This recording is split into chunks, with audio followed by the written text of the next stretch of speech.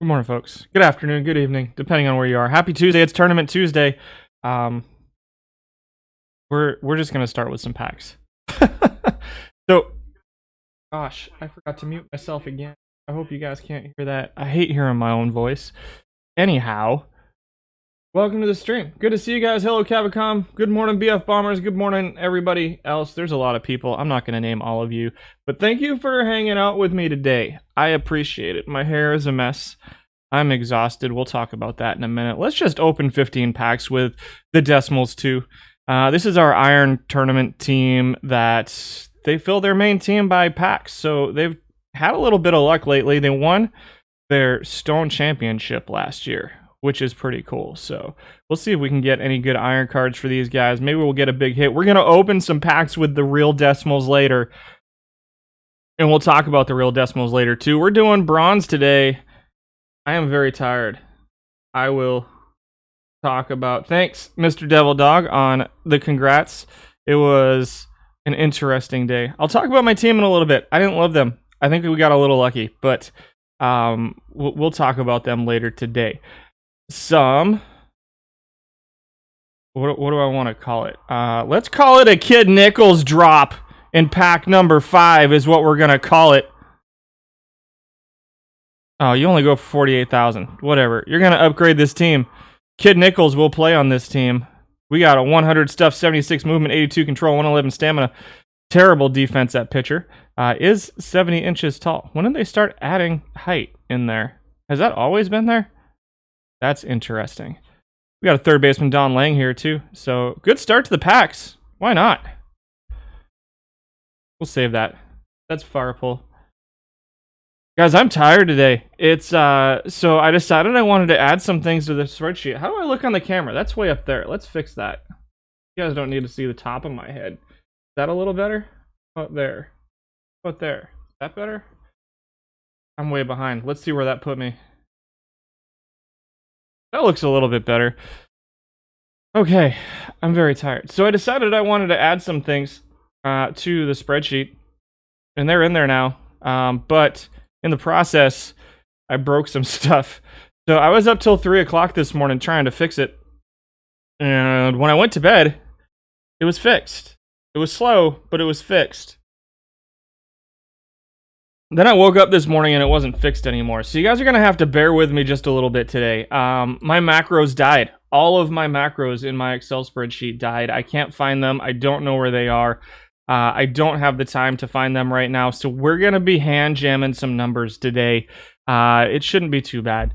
The spreadsheet is running a little bit slow as well, so just keep that in mind. But I got to add a couple things to it as well.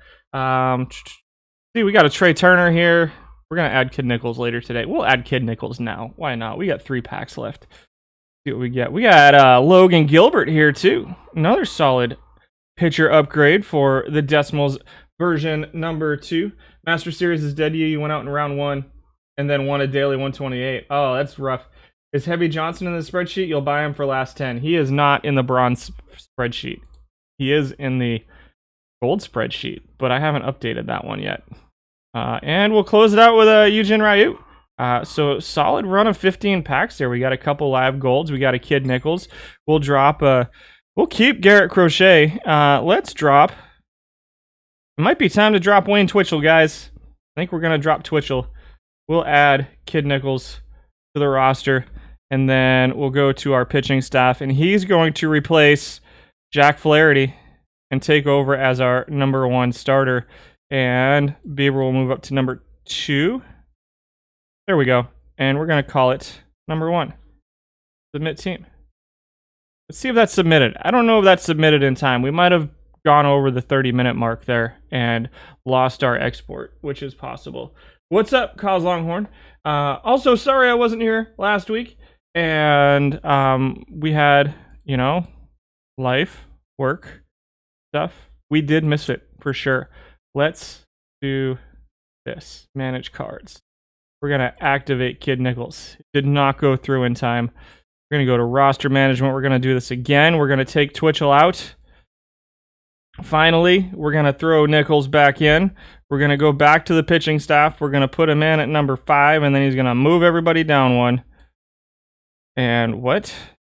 Weird stuff going on in my rotation right now. Bieber is at 18%. So let's swap him with Strasburg. We'll just move Bieber down all the way. I don't know what happened there. That was weird. You can be middle relief. Jack Flaherty. Those are our packs. That was our packs with the decimals too. Let's move over to the decimals and get started on the spreadsheet, shall we? Shall we? He is pretty bad. I don't want him in there, but that team hasn't had a lot of luck with drops yet. Bieber is not great. Yeah, we're improvising just a little bit today, for sure. So it's going to be a real test. I forgot my password. There we go. Getting knocked out of bronzes already this morning. We took a second place today, which is nice. 5 packs there. We'll open, and we're going to use our rewards from the Masters Series to open packs over here. So we'll open about 30 packs.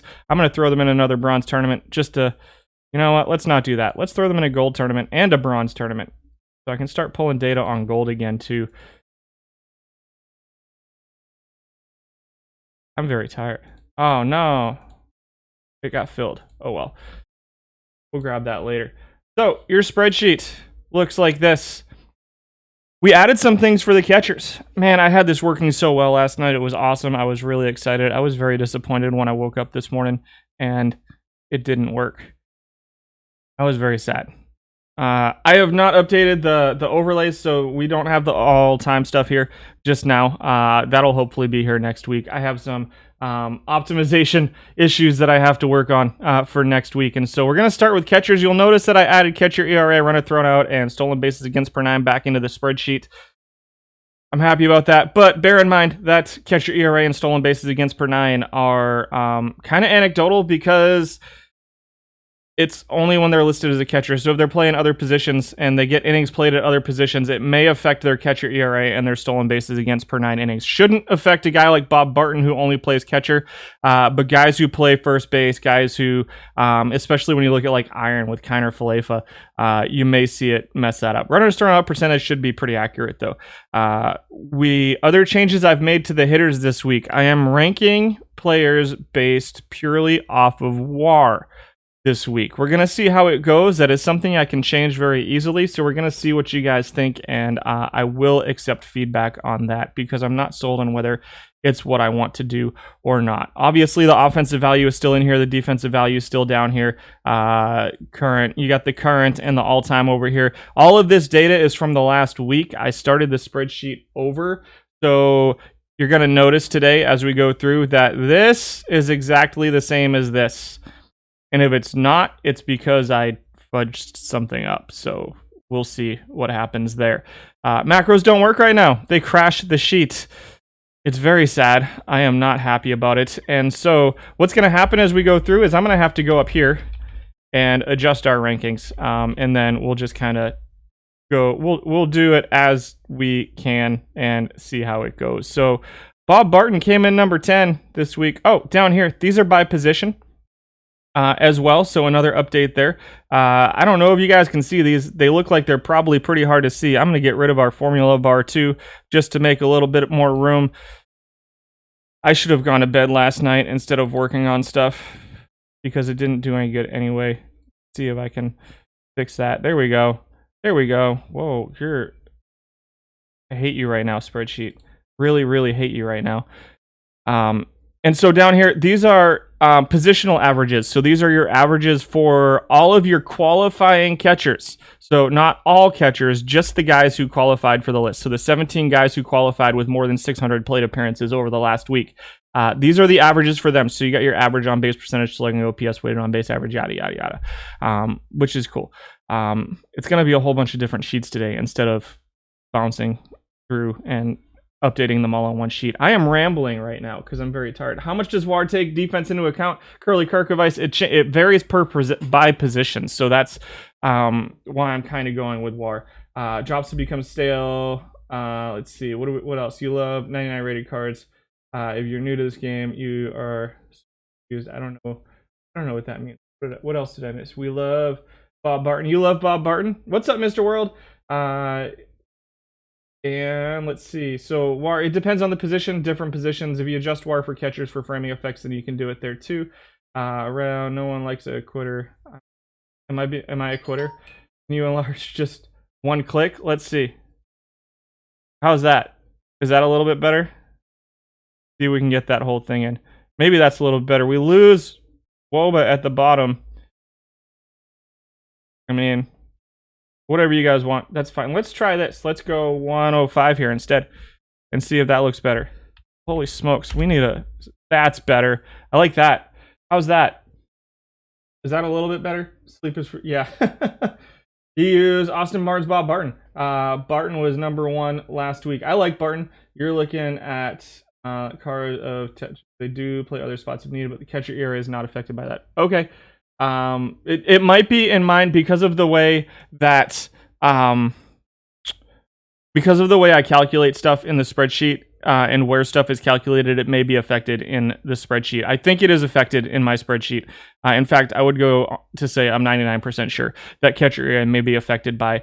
We'll see when we get guys who play other positions. If they have a super exorbitantly low catcher ERA, then we'll live with that. Behind... Yeah, it's a little bit... You have a 2.5-week-old baby, you don't know what sleep is anymore. Yeah, I got kind of used to sleeping. I haven't slept much the last few weeks. You know, waking up at 7 to get the kids to school and then working till 11:30 at night has worn me out. And then last night, kind of kicked my tail. But Bob Barton's at number 10. He dropped to 300 weighted on base average, so not great. 261 batting average, 310 on base percentage, 365 slugging. Everything's about midpoint there on your rate stats for your Bob Barton among catchers. 17 qualifying catchers with 600 or more plate appearances. Did drop a 2.02 WAR, which puts him at number 10. Catcher ERA just over 4. You know, middle of the pack in home runs, 1.51 steals per 600, 105 strikeouts per 600. Both of those in the middle of the pack. Doesn't walk too much.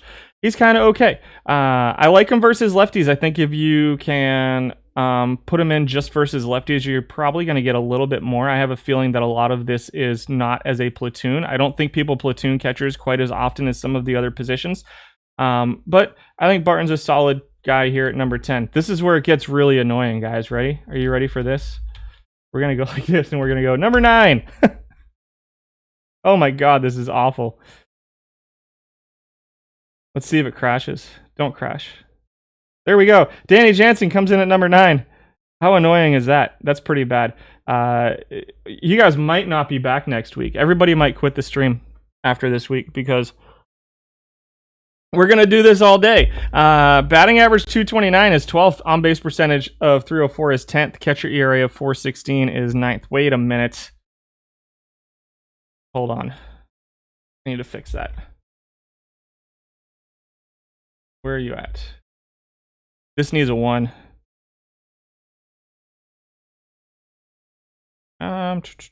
Advanced. Let's bring the formula bar back.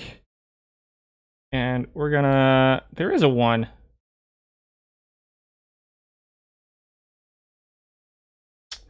Interesting. Let's see. So he's... Where are we at? Let me make sure that this is actually calculating correctly. Let's see. So number 1 is... right here. And I should just go with this today instead of all that other stuff. Yeah, I mean, it looks okay. Okay, so we're just going to go here then, and we'll call that good. I thought it was botched, but it was not. 4.16 catcher ERA. My bad, guys. We're way out of sorts today. I tried to fix it right up till the end here. I was trying to fix it, and then 20 minutes ago, I was like, you know what? We're just going to revert to what we were doing before, and that's where we're at now. So Jansen does hit some home runs, so 14 home runs. Maybe just do top 5. Yeah, maybe. We'll see how the catchers go. By the way, you sorted the Twitch thing. You asked me about Nick Lino, as you said. Awesome. I'm glad you got that figured out. You wish we got unlimited Twitch packs today. Yeah, no, we're still going to finish on time. We're just going to... We might just do like a top 5 or a top 7. This will still be going when you get home from work. Nope. We're burning through it now. Danny Jansen came in at number 9, 2.17 WAR per 600. So defensively, he's valued at 7th, offensive value at 10th. We've got 12th in batting average, 304 on base percentage, 7th in slugging, 10th in OPS, 10th in weighted on base average. A little bit of power, middle of the pack in strikeouts and walks. Decent WAR at number 9. The good news is I don't have to talk about current and all time. And I might get fired today based off of the way this stream's going right now. So, you know, the speed, there's not a lot of speed here. Some sack bunt, some bunt for a hit. The catcher ability is middle of the pack. It is what you get you get what you get with Danny Jansen. I don't think he's a terrible choice because he is going to hit for a little bit of power for you. He'll get you a little bit of slugging, and the defense is middle of the pack. There's not a lot of guys that give you offense and defense here at bronze, and so I think Jansen's kind of one of those similar to Stallings. There's a lot of guys that are similar to Jansen and Stallings that are kind of like a middle of the pack option. Keibert Ruiz came in at number 8. And so you can see he's, for crying out loud, he's your second most used catcher. Whoops. See what that messed up. No, not you. You. There we go. He's your second most used catcher this week with 10,000 plate appearances. I like this card. I think he's a pretty solid platoon option with a couple of guys here. Hits a little bit better versus righties. The defense is 9th, but again, you get that high level of catchers, the Barnes and the Ali Sanchez, who's not really usable, I don't think, at this level. And then you get a whole bunch of catchers that are kind of mushed in there between the catcher arm, the catcher ability, and the catcher defensive rating. Catcher ability is the thing that I value the most highly out of the defensive stuff, especially here at bronze where there's not a ton of stolen bases right now. But I think Ruiz platoons really well. The avoid Ks with the decent contact, the good gap power, and a little bit of power there against righties. You definitely want to platoon if you're going to use Ruiz. I don't think he's not really suited to being an everyday catcher. His versus lefties stuff is not great. And I actually think that if you can platoon him, I don't think he gets platooned as much as he probably should because people see the switch hitter and are like, oh, we're just going to play him every day. A little bit, but I think you can actually coax a little bit better numbers out of this than what you're seeing here. A 260 batting average, though, isn't bad. He's above the catcher average in just about every offensive category. 677 OPS, more than 10 home runs. Don't run. Set him to not steal any bases for me, please. Not going to strike out middle of the pack in walks, with pretty okay defense to go along with it. Again, platoon him if you can, but I think Ruiz is a good option. He's actually the guy that I ran through the tournament with. We'll talk about the other guy I ran through when we get there, but I think that he's okay versus righties. I'm the only one who talks bronze. Yeah, that's fair. Unfortunately, saving up sleep was futile. Yeah, that's true too. Yeah, I'm. Do I look angry today? Just frustrated. I'm very frustrated. I did add some more stuff to the everything though. Astudillo is not going to strike out. Good batting average for him. Good on base percentage, middle of the pack on base percentage. The slugging, the OPS, the weighted on base percentage. This is a really good offensive card right now. A 67 rated catcher. Number 1 in strikeout avoidance. 3,000 plate appearances. Defensively, he's a tick below those other guys who are clustered in the middle, right? You're going to get good offense out of him, but your defense is going to suffer just a little bit. And if you're not a guy who chases, if you're not, or girl, who chases catcher ability, my wife's trying to give me frozen chocolate to chill me out a little bit. That looks terrifying. If you're not one of those people who's really chasing catcher ability, then I think you can live with Astudillo. You can't use him, he can't steal. Yeah. You're giving Sporer a shot today. Good luck. I'm in there too. I'm gonna make some changes to it a little bit. You like Keibert and Williams. I think this is a cool card. I think it's a fun card. That's never gonna strike out. The ball he's never gonna walk either. So the ball is gonna be in play in every one of his plate appearances. Like almost all of his there were 65 out of 600 plate appearances. So 91% of the time or so, the ball is going to be in play, which is useful even if he wasn't having a high batting average. That ball being in play is going to move other runners around, especially if you're running a high speed offense. It can really help you out a little bit there. And so the combination of good avoid Ks with good contact, and again, the catcher ability is a little bit low, but he's just a really small notch, I think, below that middle tier of catchers, that second tier of catchers here in bronze. So Astudillo comes in at number 7. I don't hate this card. I am not currently using him, but I don't hate it. Let's see who's number 6. Number 6 is any day now, Wilbert Robinson. This is one that I'm not sure I've seen too much of. Just over 1,000 plate appearances this week for Robinson. Good looking avoid Ks. The I is low, so it's not an elite avoid Ks like Astudillo. I think he's almost unusable defensively, though. He dropped 2.35 WAR per 600, a good batting average, good on base percentage, good slugging, good OPS, and a good weighted on base average for him. Top 10 England catchers and home runs. Can run a little bit as well, so he's probably getting a little bit of WAR there. Double plays per 600. Yeah, maybe. I don't track that. I have grounded. That's something I could probably add pretty easily is double plays per 600, but we'll see. It was a Reese's that has probably been in the fridge for too long and froze and is no longer frozen and now looks like it's a little bit unfrozen. And so I like the profile. I'll be honest, I haven't seen too much of this guy. I think this is a hitting profile that can hit versus lefties and versus righties. The problem you're going to run into is that he's not a very good defensive catcher. So you're definitely going to have to live with bad defense from this one if you're going to go after the offense from your catcher position, which is totally valid. If you're running all offense, if you're just looking to outscore the other team as much as possible, and gosh darn it, we don't care about letting up runs, I think Robinson's a good option there. 311 weighted on base average is fourth among catchers. And you think he's the best catcher? Interesting. I did not fix the sheets.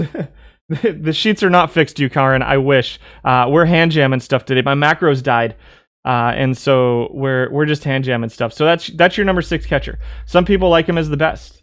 2.35 WAR per 600 is what rated him number 6. You've used him since day one. You think he's the best catcher. Interesting. Best player to ever come from Bolton, Mass. Being from Massachusetts, I can't imagine there's too many good players from Bolton. Andrew Knapp comes in at number 5, dropping a 2.57 WAR on us. There's not going to be a lot of going back and forth today, guys, so bear with me. If you're like, hey, who is number 7? I'm not going to be able to do that today. It'll be fixed for next week. I really sincerely apologize for the state of the spreadsheets right now. 2.57 WAR for Knapp. Again, second tier of catchers defensively. Offensively, you're seeing a 239 batting average, which is bad, but the on-base percentage is pretty okay. He's hitting some home runs. The weighted on-base average has him third among catchers at a 313, which is pretty high. I don't love this card that much. I know he's kind of a similar profile to some of the other cards. It's a very walk-dependent on-base percentage. I actually definitely like the guy we saw before this, whose name I already forgot because, 3 hours of sleep, and Robinson. I actually like Robinson's profile much better than this because it's giving you a lot more offense. I just think it's such an empty weighted on base average and an empty on base percentage because he's not going to run and the ball's not going to be in play often. So you got, as opposed to Astudillo, where it was 65 plate appearances where the ball didn't get put in play. Now you're looking at 250 plate appearances where the ball's not getting put in play out of 600. That's almost half of his plate appearances, guys, that the ball's not in play and it's not doing anything. I don't love this card as much as it's at number 5. I just don't like this card, and it doesn't provide me anything defensively either. The keyword is ability, not overall defense, because catcher arm is not as important as catcher ability. Yeah, that's fair. There's a couple of us here. PJ Sleaze. Bolton Mass facts. Yeah, Karen likes to bring facts. She's fun. If you don't watch her streams, go watch her streams too. Let's see. Robinson and Dexter is the perfect combo at catcher. That's interesting. Knapp is way down on my catches. Oh, something else I forgot to say at the beginning. The plate appearances here, because of the way stuff is sorted now, are plate appearances at this position. So guys who have multiple positions, you're only going to see their plate appearances at this position. So they have to have 600 plate appearances at a specific position to qualify for that position. I'm still working on that stuff. Stallings has a catcher ERA of 4, a runners thrown out percentage at 13th at 25.48. But again, there's not a ton of steals right now at bronze, and is 11th in stolen bases against per 9 innings at catcher. Offensively, he's number 6. Defensively, he's number 8, dropped to 2.75 WAR. I go back and forth on this card. I think the catcher ability is pretty good with a solid if unspectacular arm, with a pretty good offensive profile. I've kind of moved on from him. You get good rate stats out of him, but the strikeouts are concerning to me, and the combination of strikeouts and not a ton of walks with not that much power. I just think you can get a little bit better out of a catcher. I used to really like Stallings. He was my go-to for a little while. I've since moved on to a Ruiz, and right now I'm using I'm using Al Evans as my platoon with Ruiz right now, but I'm considering some other guys after going through this list, and so we'll see if I decide to make any changes. I don't know. But it was Ruiz and Evans who got me through the tournament this weekend. So that's Stallings at number 4. Oh my god. I might make it. Are you guys gonna make it through this stream? Because I might not. Make sure that I watch my normal streams too. I'm pretty rad. Yeah, I stream every now and then. I'm on a little bit of a hiatus right now. It's just Monday and Wednesday right now. I did the show yesterday. Oh, I shouldn't have said that. I said that on stream, didn't I? Jonathan Lucroy comes in at number 3. Offensively, he's dropped a little bit over the last couple days. When this spreadsheet first got done, he was pretty far and away the best offensive catcher out of all of these guys. He dropped to 2.96 WAR, which is good for third. 4.6 home runs, not a lot of power, but the on-base percentage, the batting average are pretty good. He avoids strikeouts. He walks, so he's second in strikeout avoidance, 7th in walks.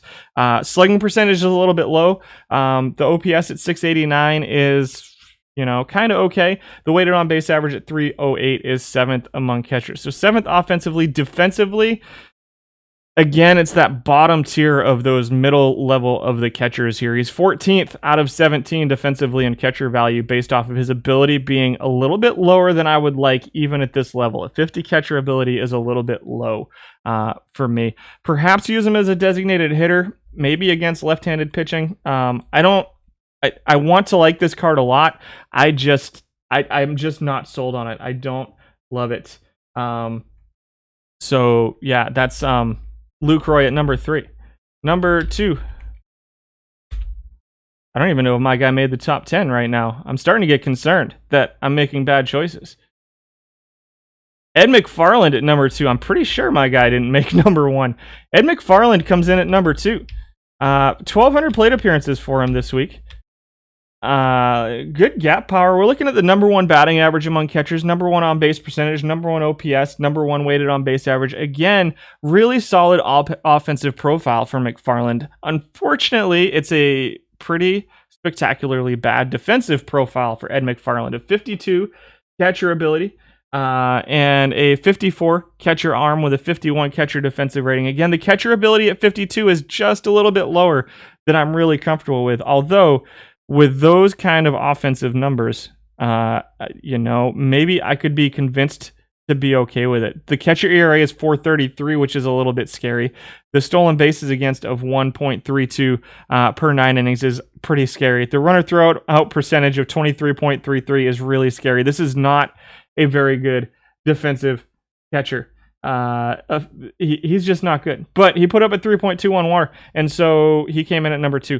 Love this offensive profile at bronze. I really like it. He's got just enough speed and steal ability to be useful on the bases. 18 steals per 600 seems a little bit higher than what I would have expected for those kind of numbers, but whoever's using him, it looks like they're pumping up his steal numbers just a little bit. And so keep in mind that's net steals. I want to get stolen base percentage in here eventually, but McFarland comes in at number 2. Who's number 1? I have concerns about who's number 1. Number 1 is... Oh, thank goodness. Al Evans is number 1 in WAR. This is actually the guy I'm running in my platoon with Keibert Ruiz right now. Pretty solid numbers against left-handed pitching. An 86 avoid K, 65 I, 58 contact, 57 gap. He's not so bad against righties that he can't play every day. Defensively, he's, again, pretty firmly in that second tier. Put up 3.25 WAR. Obviously, he's not Austin Barnes defensively. I know people love that catcher defense. And so I get it. I totally get the 12,500 plate appearances for Austin Barnes. He is just terrible offensively. I would have to. We can look it up on the chart here, but I love this Al Evans card. He's been an awesome platoon for me with Keibert Ruiz, and so he's putting up a 267 average, 352 on base percentage, solid OPS, 316 weighted on base average, and again that middle tier. He's not quite in that unusable catcher territory like McFarland was, Robinson was really close to, but he's providing pretty good offense with okay defense as well. You want Evans and McFarland for Master Series? Nice. How did you do, B Mahler? I can't remember how far you got in that. I should use weighted stolen bases per 600 instead of steals per 600 or stolen base percentage. I will look into that and see. Shoot me a message on Discord, and I will look into what I would have to do that. You always hit well when you ran him, but you couldn't take the bad D from old Ed. Yeah, that's fair. McFarland's pretty bad. I like Evans. I like Evans. He's pretty okay at defense with Ruiz out there as the majority of the time playing a little bit better defense as well. And so I think he's a pretty good complement to Ruiz, who can step in against righties. Like, so for tournaments where there's a lot of right-handed pitchers, where you're facing a lot of right-handed pitchers, Evans can step in against righties too and not really miss too much of a beat over Ruiz. So that's the platoon I'm running. I like Stallings as an everyday catcher. I think he's okay. I've kind of, like I said, I've kind of moved on from him. Don't love Knapp. I totally get it on the Barnes defense and the Ali Sanchez defense. Like, they're both really good defensively, but I think I'm pretty happy with my Evans Ruiz platoon right now. Let's see here where Barnes was. So 6 home runs. Where are we at? 389 catcher ERA is pretty close to number one. Our number one catcher ERA was, I forget who it was Astudillo was actually number one in catcher ERA, which we didn't really talk about. So an on-base percentage of 313 for Barnes, which isn't terrible, but a 221 batting average is pretty atrocious. A 307 slugging percentage is kind of bad. A 284 weighted on-base average, we don't love either. Offensive value, Barnes is... which is a combination of weighted on base average, slugging, batting average, and stolen bases. Barnes is ranking at, where's it at?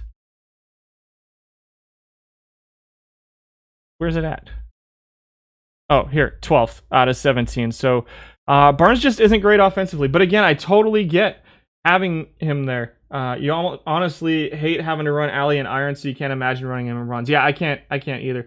Astudillo plays other positions. Yeah, that catcher ERA for Astudillo is probably messed up too. So those are your catchers. That took forever. I don't love it. First baseman. So something I added this week for first baseman, you'll notice we have their heights in here this time. I know that height is something that means a lot for first base zone rating and the ability of first baseman to play first base. And so I threw that in here this week just to see how it goes. The one I had working was awesome. I had a sheet working. Everything was on one sheet, and everything, I just hit a macro and it changed everything over. But now, we got to go separate spreadsheets. So Ham Hyatt comes in at number 10 among first basemen. And so he's a little bit of a righty platoon here. I think you kind of have to platoon him against righties. He's dropping a 1.73 WAR per 600 on you. Defensively, he ranks 20th. I did throw height in there as a catcher, as part of your defensive value for first baseman. Offensively, Hyatt's ranking 4th. Offensively, 4th in weighted on base average, 5th in slugging, 3rd in OPS. The batting average at 272 is right around first base average, and a 344 on base percentage for him as well. A little bit of speed, not much, kind of top half. We had 22 qualifying first basemen, so 6 out of 22. One of the few first basemen who can run just a little bit. Ham Hyatt comes in at number 10. Number 9. He is, again, a versus righty platoon, which... Once we do this, I can show you the meta. It's not going to be up on the screen, but let's go here. So starting pitching meta is 62% right-handed for starting pitchers, and for relief pitchers, we're seeing 77%. So very large majority right-handed pitchers here in bronze still right now. There's a couple lefties out there that get some use for sure, but right now it's a pretty heavy right-handed people. You wish catchers were last? It takes too long? Yeah. Okay, Bailey, I will keep that in mind. I know you have messaged me on Discord and been like, hey, you should go random orders. And so maybe we'll start with, you know what? You want pitchers? We'll do pitchers after first baseman. How about that? Let's do that today. So we'll do a little bit of a deeper dive on pitchers this week than we have in the past. And so Yeah, Wilmer Flores, maybe an interesting platoon with Ham Hyatt. You know, pretty solid numbers, it looks like, versus lefties. A little bit of power here. Almost 20 home runs per 600, ranking 9th offensively, ranking number 1 defensively, which I'm a little bit surprised about, with a solid defensive value. His first base rating helping out there, the arm, the error helping out there too. Maybe getting a little bit of a WAR benefit from playing second, but may also be getting a little bit of a hurt by playing second or third base. For Flores, 3,700 plate appearances for him over the sample size from this week. 11th in batting average. The batting average is a little bit low. The on-base percentage is a little bit low, but he does hit for a little bit of power. Does have a pretty good weighted on-base average. 17th out of 22 in both strikeouts and walks, which is a little bit surprising to me. So that's what we got on Wilmer Flores. Again, try to platoon him if you can. Could be if you like Ham Hyatt, then maybe a decent platoon there. I don't love Flores. I think there are better options versus lefties. However, he is a pretty okay defensive first baseman. In your experience, very high catcher ability really does make a difference. I think really high catcher ability makes a difference. And I don't think you're wrong about catcher ability making a difference, but I went with WAR this week, and so that's what we won. You replaced him with Hedges and Perez and came back to win the World Series and made the playoffs. Yeah, I do think that catcher ability is important. So please don't take anything I said about catchers as me saying catcher ability isn't important. I'm sorting a little bit differently this week than I have in the past. You've been using Wilmer in a platoon. I think he's a good platoon option. You can't speak for a perfect team.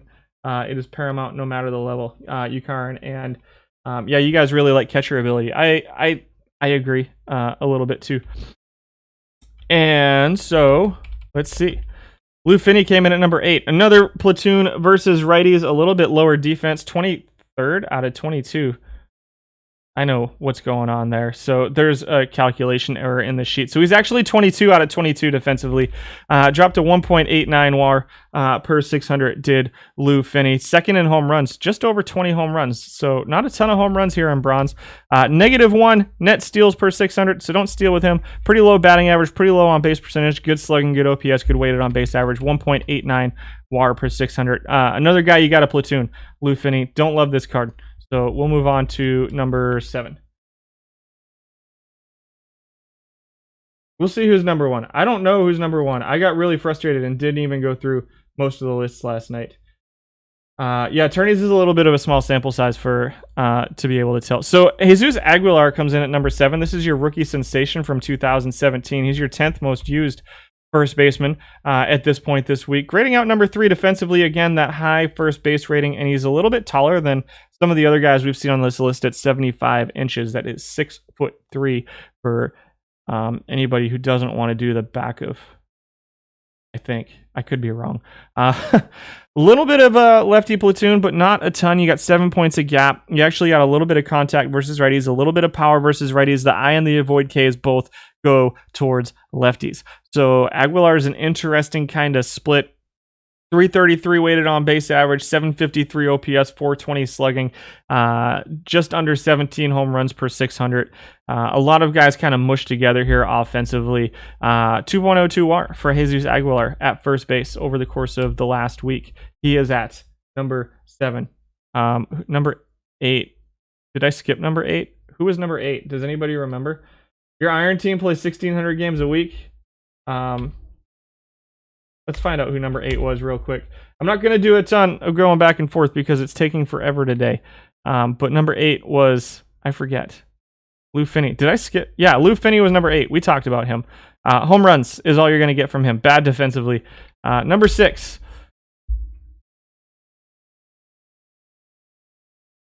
You like Vasquez in perfect team? Vasquez is my backup in perfect team. Number 6 is Jared Walsh. This is a left fielder who has a higher first base rating and a pitcher rating for Jared Walsh.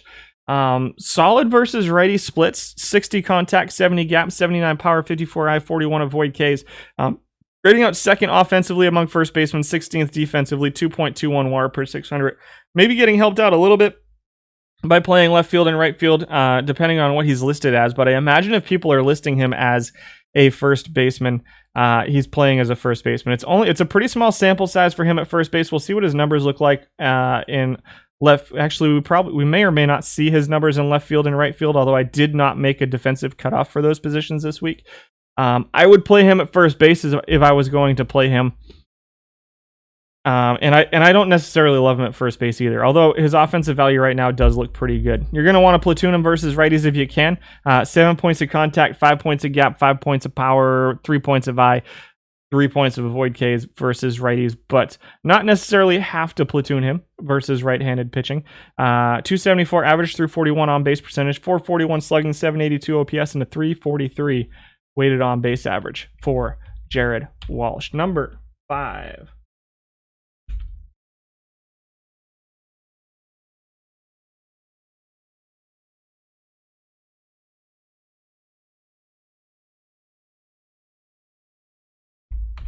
Anyhow, Chick Gandil comes in at number 5, and I know a lot of people like him at number 1. He's the second most used first baseman on the list. I totally get it. I totally get why people like him at number 1. I'm a little surprised to see his numbers as low as they are. Just a 324 weighted on base average, which is below average for first baseman. 737 OPS, 413 slugging. He's second among people who play first base in stealing. That doesn't make any sense. Is that for real? Who's number 1? I don't know if we're going to see that guy. Interesting. Alan Wiggins showing up at number 1 in steals at first base. Gandil with 42.88 net steals per 600 plate appearances, over 8,700 plate appearances. Strikeouts, he's going to strike out some. He's not going to walk that much. Dropping a 2.24 WAR per 600. I totally get it. He's good offensively.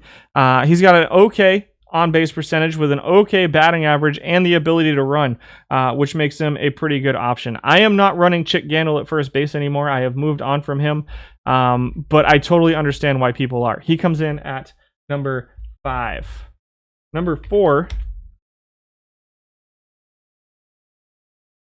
you have his slider max. Wiggins is your first baseman. I haven't looked at Wiggins too much. Pavin Smith comes in at number 4. I like Pavin Smith. I don't love him at first base. I think he plays up a little bit in right field, even though his numbers are a little bit off kilter in right field. We'll see if he shows up there or if people are just leaving him as a first baseman. A little bit of a righty split. You got 4 points of contact, 4 points of gap, 3 points of power, 2 points of I, 2 points of avoid Ks. He can play every day, and he's going to be okay. Moderately good offensive value with pretty good defensive value at first base. Doesn't run. He doesn't have a ton of power for a first baseman, but he's 6th in OPS, 4th in on-base percentage, and 6th in weighted on-base average. I like this card. I don't love it. He's not currently in my lineup. I may go back to him eventually. 2.3 WAR per 600. Top half in strikeouts. I mean, he's the top half in every category outside of steals.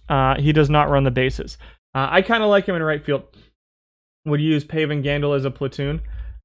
Let's see. And 3 is...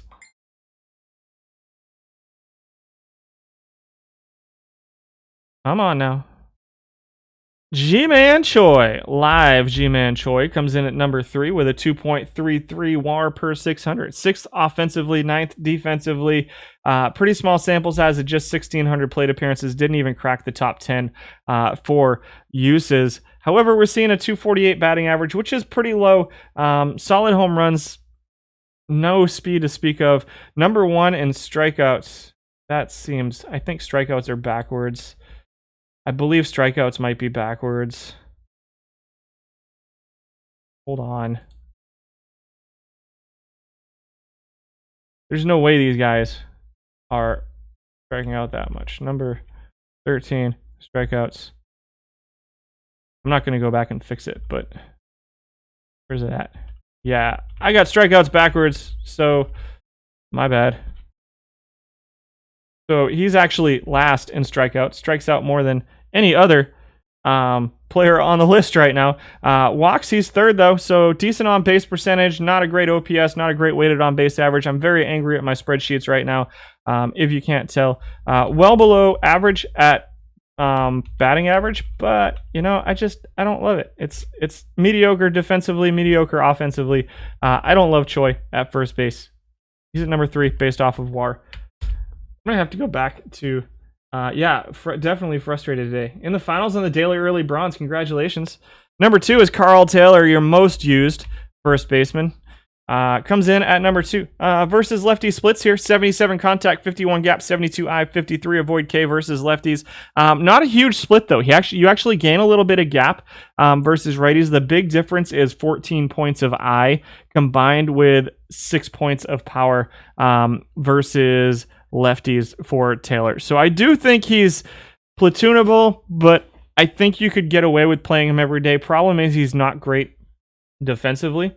Let's do this so you can see his plate appearances here. He's not great defensively.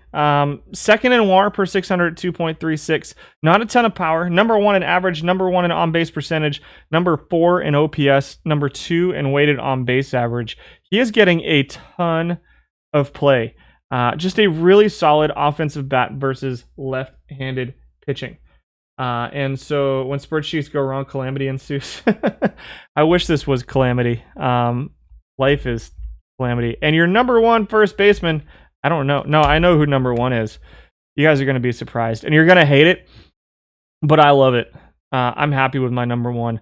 Number 1 is Jose Martinez, who is an absolute lefty masher. All of these plate appearances might be mine. I'm using him as my versus lefty platoon at first base. My versus righty platoon is somebody else. I was like, you know what? I don't need defense at first base. I want home runs, and I want a guy who's going to hit the ball all the time. 290 batting average, 362 on-base percentage, third and second in those, first in slugging, first in OPS, first in weighted on-base average, over 4,000 plate appearances. I am really loving Jose Martinez at first base. It's a 60 rated card. It's just ridiculous. Don't play him against righties. You have to platoon him, but the stats are just hilarious. A 2.73 WAR.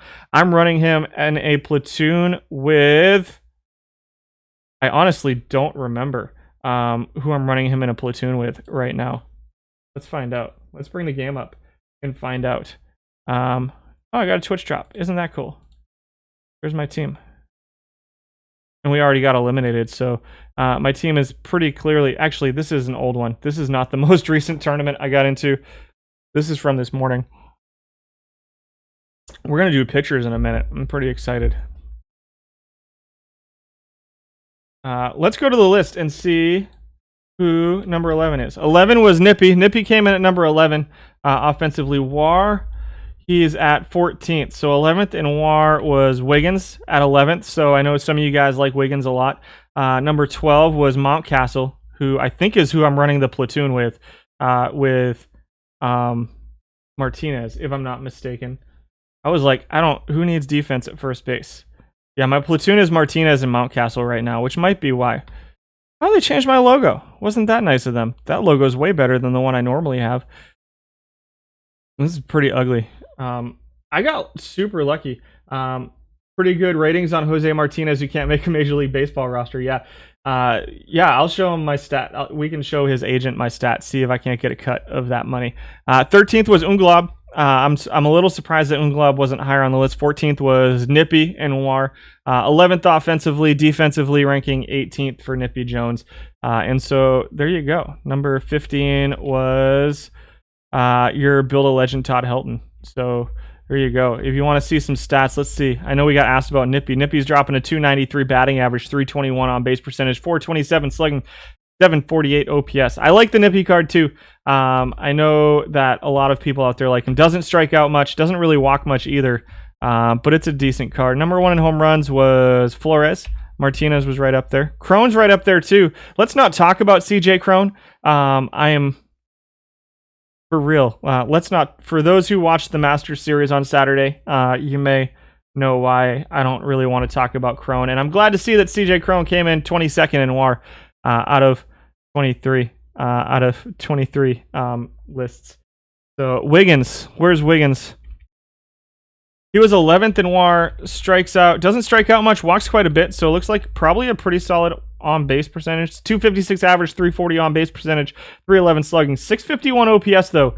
But steals, he is a really good base runner, is Alan Wiggins at first base as well. Got 1,400 plate appearances at first base over this period. Let's go do some pitchers, shall we? Let's see how broke this is. Casey Mize came in at number 10, 753 innings pitched. I don't have the meta up for pitchers. So 753. I didn't get the meta up for pitchers, so we're not going to see it. We know who the top 3 guys according to meta are. One change I did make to pitchers, well, 2 changes really, is you're going to see inherited runner percentage here at the bottom. Oh, there we go. It just went to sleep on me. Come on. There we go. You're going to see inherited runner percentage down here, which doesn't matter so much for starting pitchers. Come on. Dell, you're being stupid.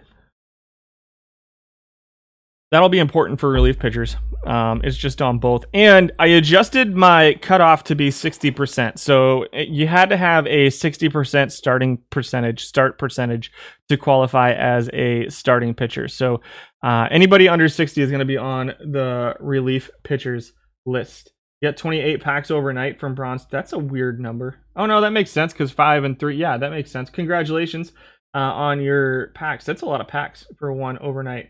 Hello, Minerva. Thanks for dropping by. You just read Martinez tore his meniscus in his knee. Oh, ouch. That's never fun. And you've been doing a Nippy Flores platoon. I think that works too. I think there's a lot of options here in bronze. There are very few cards here in bronze that I'm going to say, hey, really, I think it's 4 total cards in bronze that I would say have to be on your team. And all 4 of them are going to be in these next 2 presentations. So Mize is number 10. Oh, we can just do it like this. We can see the whole thing now.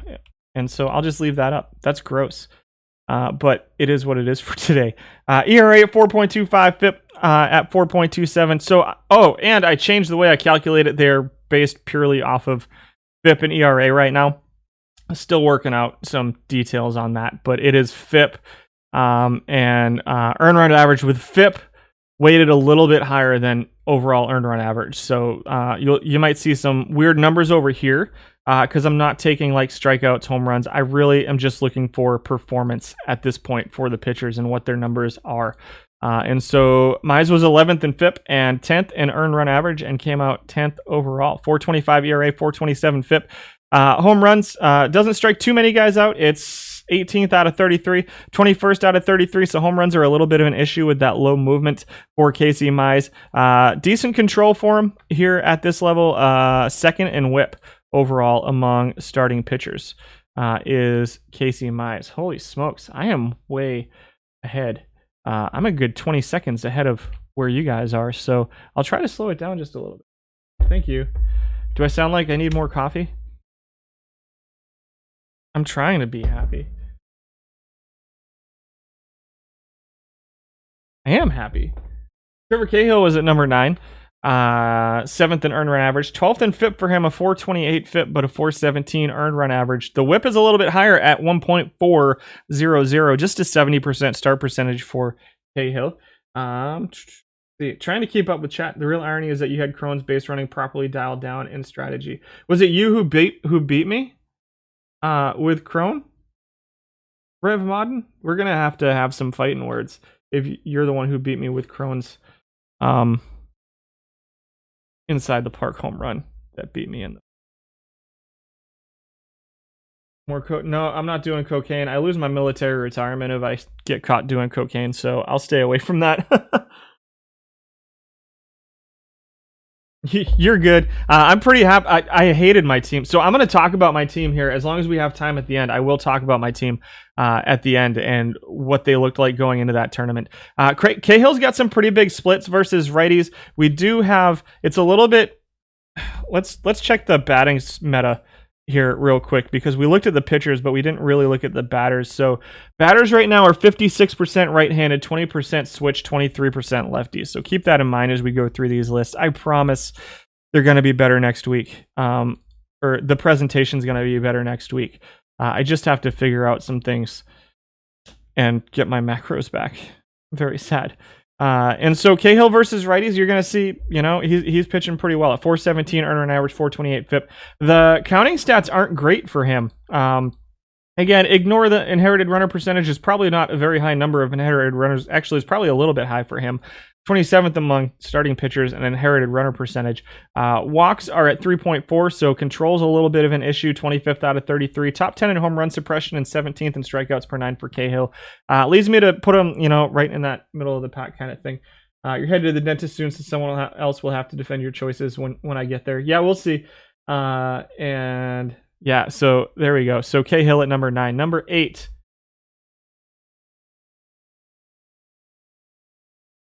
is Fred Anderson.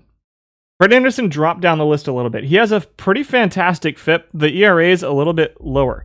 I think that you're going to see some of these guys with the lower stamina, and he's got that extreme ground ball. There's not a ton of really awesome defensive infielders here in bronze, and so I think that's hurting Fred Anderson just a little bit. I'm running him as my 5th starter to moderate success. I'm earning 30 to 40 packs a day right now. Not yesterday, I didn't, but 20, probably closer to 20 to 30. I win a tournament here and there, spamming them. It's about to move to a different team. I'm about to stop running bronze with the decimals. They're going to go back to the unicorns, and so we'll see if we can make some adjustments there and make it a little bit better. I was going to start it last night. I haven't adjusted the team the last 2 days just because the spreadsheet's been so frustrating. So it's been a little bit of a work in progress. 67% start percentage for Fred Anderson. I know he's a relief pitcher closer, but most people use him because the stamina is actually pretty good. Solid numbers versus righties. He could get beat up with a strong left-handed hitting lineup. There are teams that can take advantage of that for sure. 411 FIP, 442 earned run average, 26th in strikeouts, 11th in home runs per 9, 13 in walks, and then the inherited runners there have him 22nd among pitchers. So he's at number 8. You've been finding Anderson better in the pen. I can see that as well. It doesn't surprise me. He's going to be better out of the pen because you can match him up against right-handed hitters. Whereas if you run him as a starter, teams can run that versus righties or that versus righties lineup against you and have pretty good success too. It's just one team. I am the Dewey Decimals. That is my team. You've been finding it. Yeah, in general, you think it's going to be ERA above FIP for a lot of guys because defense is man. Yeah, I know. I agree. Seawit. Congratulations on your win over there in Pool A this weekend. And he's been part of your rotation trying to find good 4-5s. Yeah, there's definitely a 1, 2, and 3 here in bronze. Trying to find a good, consistent 4 and 5 is a little bit messed up. You barely beat me in your perfect team division. Oh, was that you? Yeah, we lost in the last game of the season to a team that got relegated to miss out on a 1-game playoff. And so that would have been my first playoffs ever in Diamond. And I got back with my group this week, and we're going to be back in gold next week. So I love your team name, by the way, the Mediocres. It took me till Thursday, and then Thursday it hit me, and I was like, I love that team name. It's awesome. So congratulations on your playoffs. I didn't see, how did you do? You got knocked out in the division series, right? I think, if I'm not mistaken, but congratulations on your diamond playoffs. Stripling comes in at number 7, 9th in ERA and 9th in FIP. 5th in WHIP for him, 6th in strikeouts per 9, 27th in home runs. Home runs are an issue for Stripling again this year. No surprise, he's a low movement pitcher. Not too much of a split for him to speak of. Good stuff and good control versus lefties. A 415 FIP with a 422 earned run average. And then out of the pen, you're seeing he just barely made the cutoff with a 60.62 start percentage. Pretty close to a relief pitcher there. And an inherited runner percentage of under 60%. That is kind of bad. Like really bad. Even though he's listed as a starting pitcher here, a 58% inherited runner percentage is bad. And so Stripling comes in at number 7. Number 6.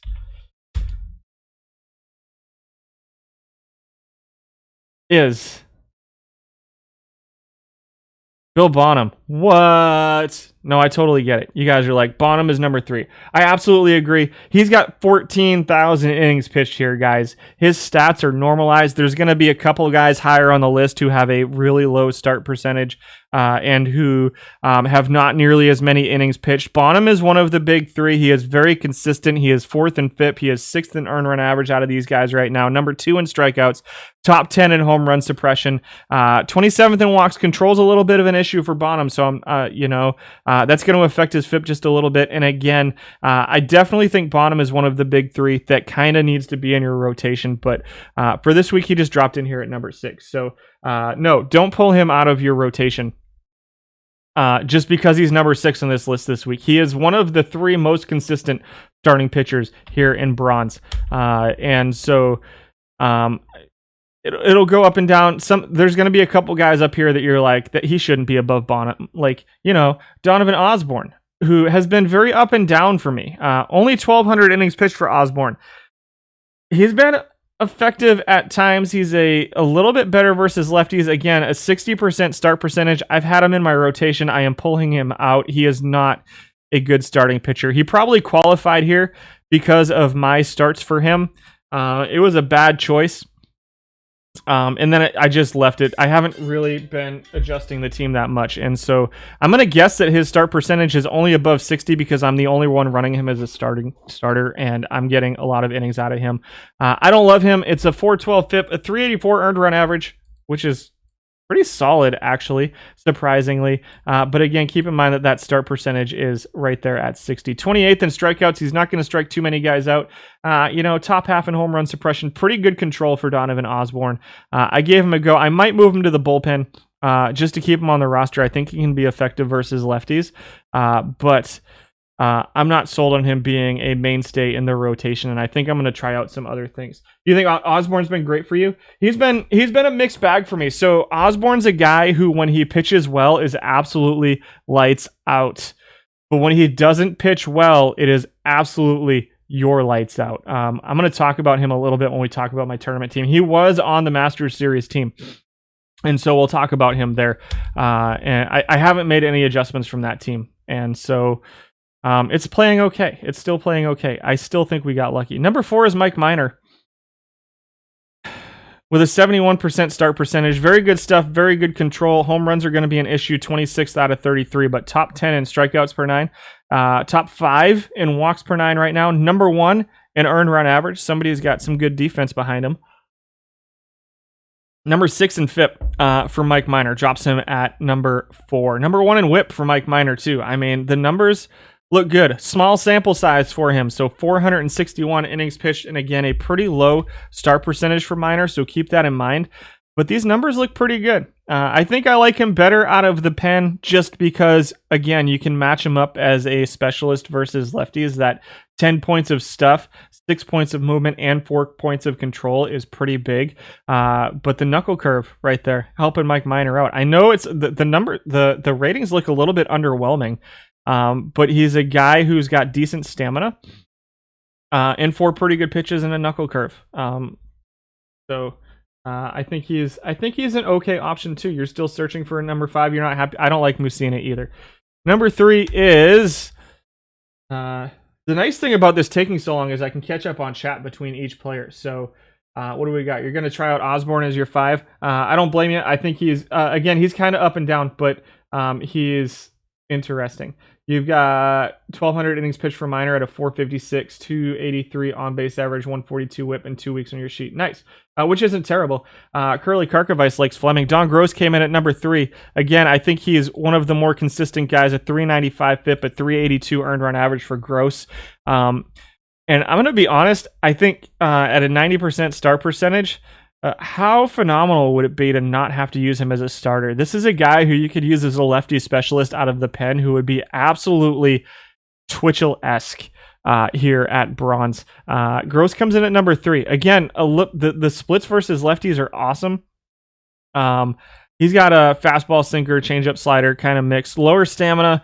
I think I still consider him one of the top 3, but I think if you can put together a good rotation and use him as a specialist against lefties, I think he's going to absolutely destroy left-handed hitting here in bronze, is Don Gross. So you use him as a stopper with Twitchell. I agree. I think that's a good choice. His versus righties is still good. This isn't bad. This is pretty good versus righties.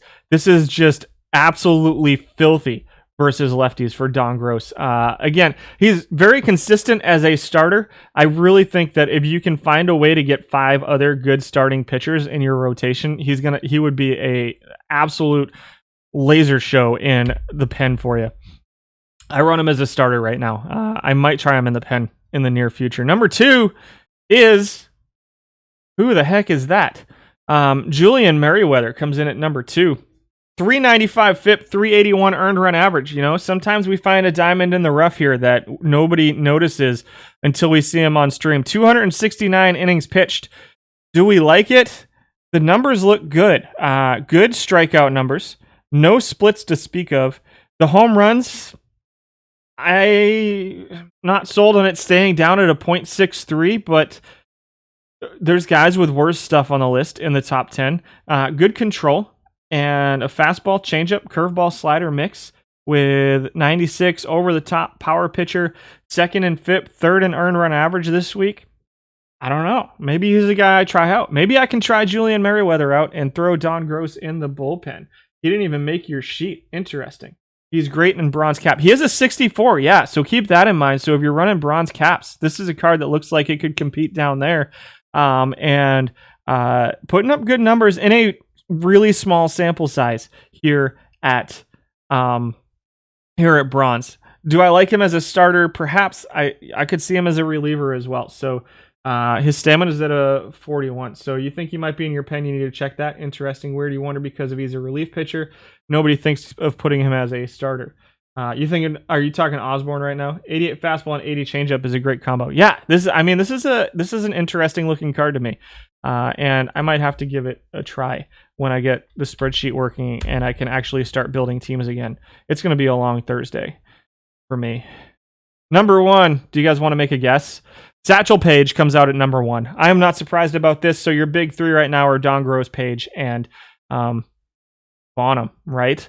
Paige is number one in FIP, number two in earned run average, top 10 in strikeouts, top 5 in home run suppression, 8th in WHIP right now, 90% start percentage. Again, the stamina is a little bit low, but at bronze, it's enough to get away with 5 innings. Little bit of a weird split, more stuff versus lefties than versus righties, more movement and control versus righties than versus lefties. He just continues to perform, and this is what you're going to see out of him, guys. Oh, this is 15,000 innings worth of data on Satchel Paige. I really think if there's one guy that you really have to have, it's probably Paige. If you're going to pick one of the big three, the screwball helps him with the reverse split there. You got the good fastball, the good curveball with a decent changeup as well. He's an extreme fly ball pitcher in a format that doesn't have a lot of home runs, so you're going to have a batting average ball and play advantage with Satchel Paige. It's just a really good card. I really think he is. If I was going to say, if you were like, I need one pitcher. It's a 1-game series. It's got to be Satchel Paige here in bronze. It really just has to be Paige. Get Paige now for 11K. I think there's enough on the market now that I'm probably not going to affect the market on him too much. Let's see. So 3,000 games for Paige, 2,800 for Gross, 2,800 for Bonham. Fred Anderson getting used a ton. Strom getting used a ton too. I like Strom. He came out to, let's see, where was Strom in pitcher value? Strom was 12th. I do like Strom. When Strom is on, he's really good. I'm going to tell you guys why I love Strom when we talk about my tournament team here in just a little bit, because he saved the entire tournament for me. And so we'll talk about him there. I'm a big fan of Matt Strom. And I would place him as my number, but subjectively, I place him as my number 4 behind the big 3 guys. Means, let's see if I have Means on here. I don't see him. Let's do yeah, I don't have data on him here. He might be on the relief pitching sheet. We're looking for, he starts in your silver team. I can see that. Somebody just snapped up the only 2 out there. Yeah, wait for another one to go on the market, guys. Don't go paying thousands of points for Satchel Paige. He's a bronze card, and they're all over the place. Fleming. Let's find Fleming. He might be on the other list, too. Yeah, he might be on the relief pitcher list, too. So we'll see if we can find them over there. Let's get through the relief pitchers, and then we'll find the rest of the pitchers. So number 10 was Julian Tavares. Yeah, Means is going to be silver soon, I think. For sure. Julian Tavares, Cleveland, 1995 rookie sensation, comes in at number 10. 6th in earned run average, but 20th in FIP, so keep that in mind. 306 innings for him, not a single start. Inherited runner percentage of 63.44, which places him 52 out of 61. Not in love with this. Not in love with this card at number 10, but because of the way we're ranking stuff right now, his ERA put him in the top 10. It's a good ERA. The FIP's not terrible. The overall numbers, really good home run suppression. Top 10 home run suppression, 15th out of 61 in walk suppression too, which is going to help both his FIP and his earned run average out. I'm just not in love with the card as part of my bullpen. Does anybody like him? End of the month, so 31st, I think, is what I heard, is the tentative date for the next ratings update. Number 9. I'm just going to spoil everything. Wayne Twitchell's number 1. So, Phil Matone comes in at number 9. 8th in FIP, 342 in earned run average, at 21st in earned run average. So, it's interesting to see. Guys, well, you know what? That might be messed up too. Let me see if I can fix that. Earned run average 2. 322. No, I think it's right. I think it's correct. And FIP is correct. So yeah, here we go. Looks good. Oh, we're here. So Matone at 3.99 FIP, 342 earned run average. So we're seeing kind of the reverse here for the relief pitchers, in that their earned run average are outpitching their FIP, which is interesting to me. And so Matone comes in at number 9. Top 10 in strikeouts. Very good stuff against lefties and righties. Not much of a split. Could be a pretty solid middle reliever for you. And so I can see that Tavares being consistent for sure. And so Matone comes in at number 9. 38th in home runs, so halfway, middle of the pack in just about everything. It's just that his FIP and his ERA look pretty good. And number 4 in WHIP. Some weird numbers there for Phil Matone. Number 8 is Patrick Sandoval. A guy who has a 52% start percentage and looked really good on... I've got FIP backwards is what it is. That's what's going on there. You can see here. What are you talking about? Hold on. I need to fix something real quick. Options. Advanced. Formula. I have these reversed. So it should be... let me make sure that I'm doing it right. So ERA is R, FIP is Q. So let's go back here. This should be R. So that one is correct. This one is incorrect. Nope. R. R. Enter. Enter. And U should be Q. Q.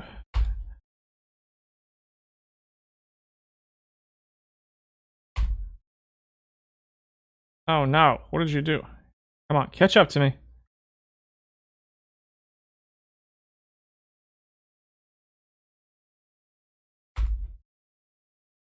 Try it again. There we go. That's better. So I had them reversed. Only 300 innings right now for Sandoval. He was one of the guys that I was like, I can't have him showing up on the starting pitcher list because he was like number 2. And so that's why I was like, you know what? Let's make it a 60% start percentage.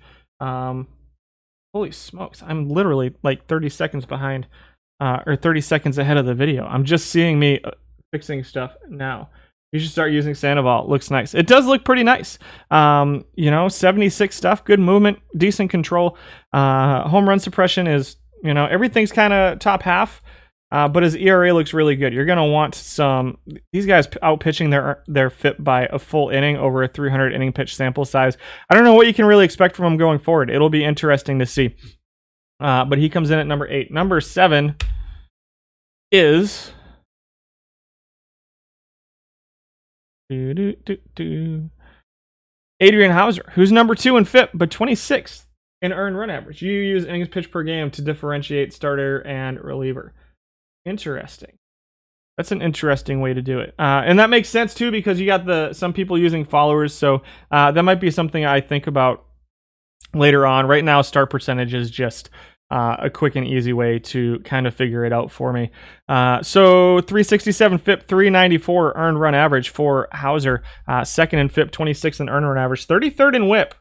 And so the walks are an issue for him. He's 43rd and not great in inherited runner scored percentage at 56. So you probably don't want him to be a stopper. The balls are going to be in play. He's not going to strike a ton of guys out, and he will have an issue with walks. And so Hauser is not necessarily a guy you want as a stopper. You're going to want him in clean innings, but in clean innings, he's probably going to be pretty good for you. Just 212 innings pitched for him right now, 34% start percentage for Hauser. He comes in at number 7. Again, there are very few must-have cards in the bullpen here in bronze.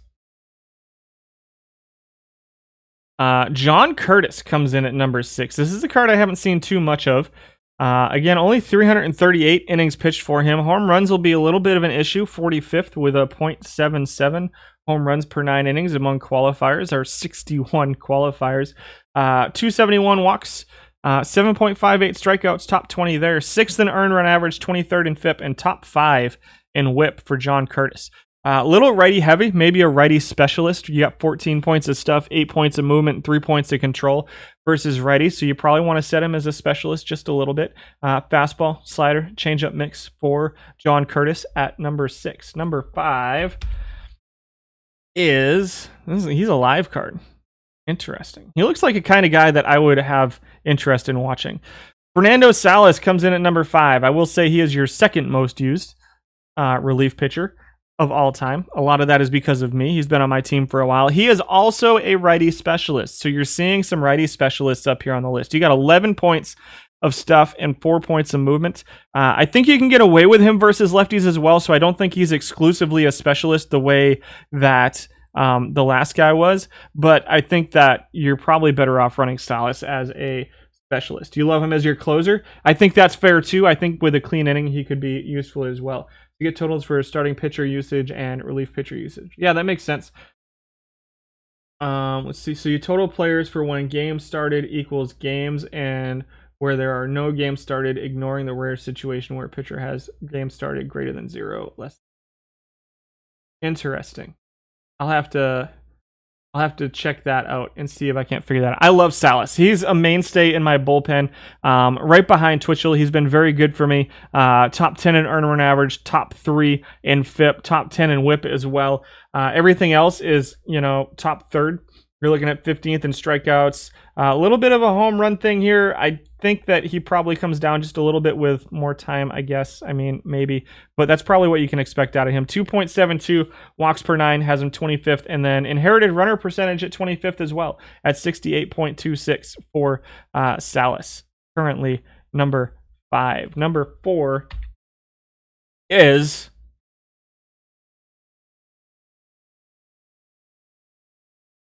Joakim Soria. I like this card too. He's kind of similar to Salas with the stuff movement control, just a little bit lower on the stuff than Salas. He's top 10 in ERA and FIP, which helped move him up. I think Salas obviously goes above him. Number 6 in whip, however, for Soria. 33rd in strikeouts, 18th in home runs, 22nd in walks, and 40th in inherited runners. So instead of middle relief, can you run like 4 or 5 guys as specialists and a closer and setup guy? It'll just pick people at random. So if you set their backup to a middle reliever, then they'll pull guys in. You can totally do that, but it may make it difficult for your AI to manage your pen. So just keep that in mind. I try to keep my bullpen as simple as possible for my AI. Although I will say I've found that it's a little bit better this year than it was last year. And so Soria with 392 innings pitched is looking pretty good ERA and FIP-wise. Again, the inherited runner percentage is a little bit lower than you necessarily like out of a stopper or something like that. So you probably want a clean inning for him for Soria. Number 3 is Yusmeiro Petit. Very good control. 2nd in walks per 9, I should say. 3rd in inherited runner scoring percentage prevention percentage for Petit. 80% of his inherited runners do not score. is what I'm trying to say there. 30th in home runs, so top half in home runs. Not going to strike too many guys out, but the walks are very good. The whip is very good. Third in earned run average. 16th in FIP for Petit at 3.27 and 3.93. He comes in at number 3. He's a card that was a very good bronze pitcher last year and continues to be a pretty good Usmato? Oh, Usmato Petit. Interesting. I've been saying that wrong for years, so I will probably continue to say it wrong, as that is not my strength. He comes in at number 3. Number 2 is... I don't know who number 2 is. Please don't be Twitchell. Number 2 is Michael King, the other guy who I was like, you can't be on my starting pitcher list, dude. Michael King comes in at number 2. Just 281 innings pitched, but a 50% start percentage as well. So keep that in mind. This is an interesting card to me because he's got a very high start percentage and still a pretty decent earned run average and FIP when put up against relief pitchers. Maybe a little bit of a specialist versus righties again. You're seeing about 11 points of stuff, 5 points of movement, and 1 point of control versus righties. So if you can run him as a specialist, you're probably going to see some good numbers out of him. A 332 earned run average and a 385 FIP for Michael King. He's third in whip at 1.236. Not going to strike too many guys out, but pretty good home run suppression. Top 10 in control and top 10 in inherited runner scored percentage. So Michael King is number 2. Number 1 is... surprise! Wayne Twitchell. Second in earned run average, first in FIP for Twitchell. 84 stuff, 89 stuff versus righties. 79, 83, 49, 49. Fastball, curveball, slider, circle change for Twitchell. Just about top 10 in strikeouts per 9. Top 5 in home runs per 9. The whip's a little bit low, but he gets away with it because he just does not let up home runs. The stuff and movement set him to not pitch around in your strategies. We're not going to talk too much about strategy today. I just don't have time. But Wayne Twitchell's the best relief pitcher in bronze. So, where do I have John Bale ranked? Let's find him. Bale has 1,300 innings. We're seeing him at a 4, pretty low on strikeouts. 404 earned run average, 379 FIP though. So, 4th in FIP, 28th in earned run average. Overall, he ranks 17th for John Bale. Let's see if we can find means in here as well. No, I don't have data on means. Weird. Let me check the main chart and see where he's at.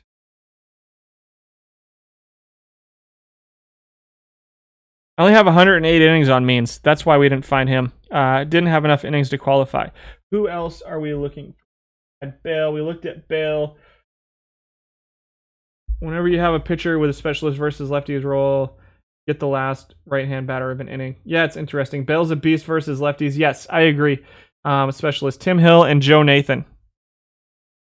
Let's go look at them. Tim Hill is showing a 413 FIP, so 32nd in FIP, 27th in earned run average, so 31 for Tim Hill.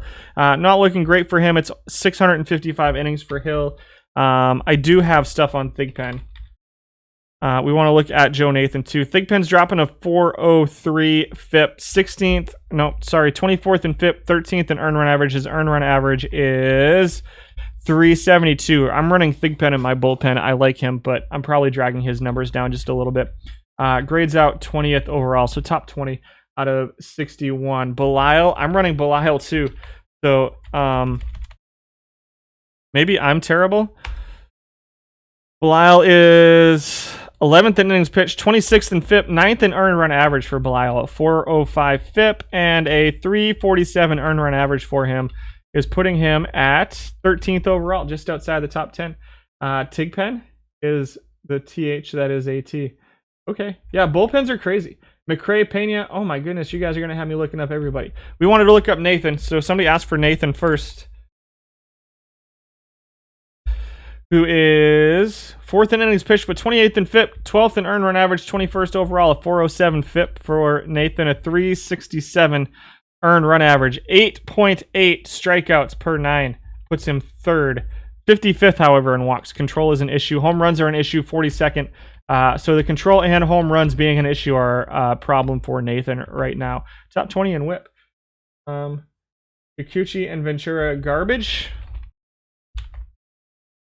I don't necessarily think they're garbage, so we only did a top 10 today. Kikuchi I don't have on here, and Ventura, I'm not seeing either of them on here. Maybe we just didn't have innings for them. Let's see if they happen to fall over here. Interesting. I don't have data on them right now. They must not have run much this week. Wins.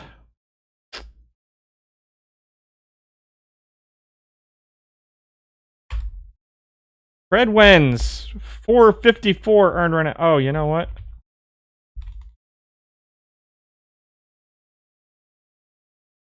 That's not going to change anything, but...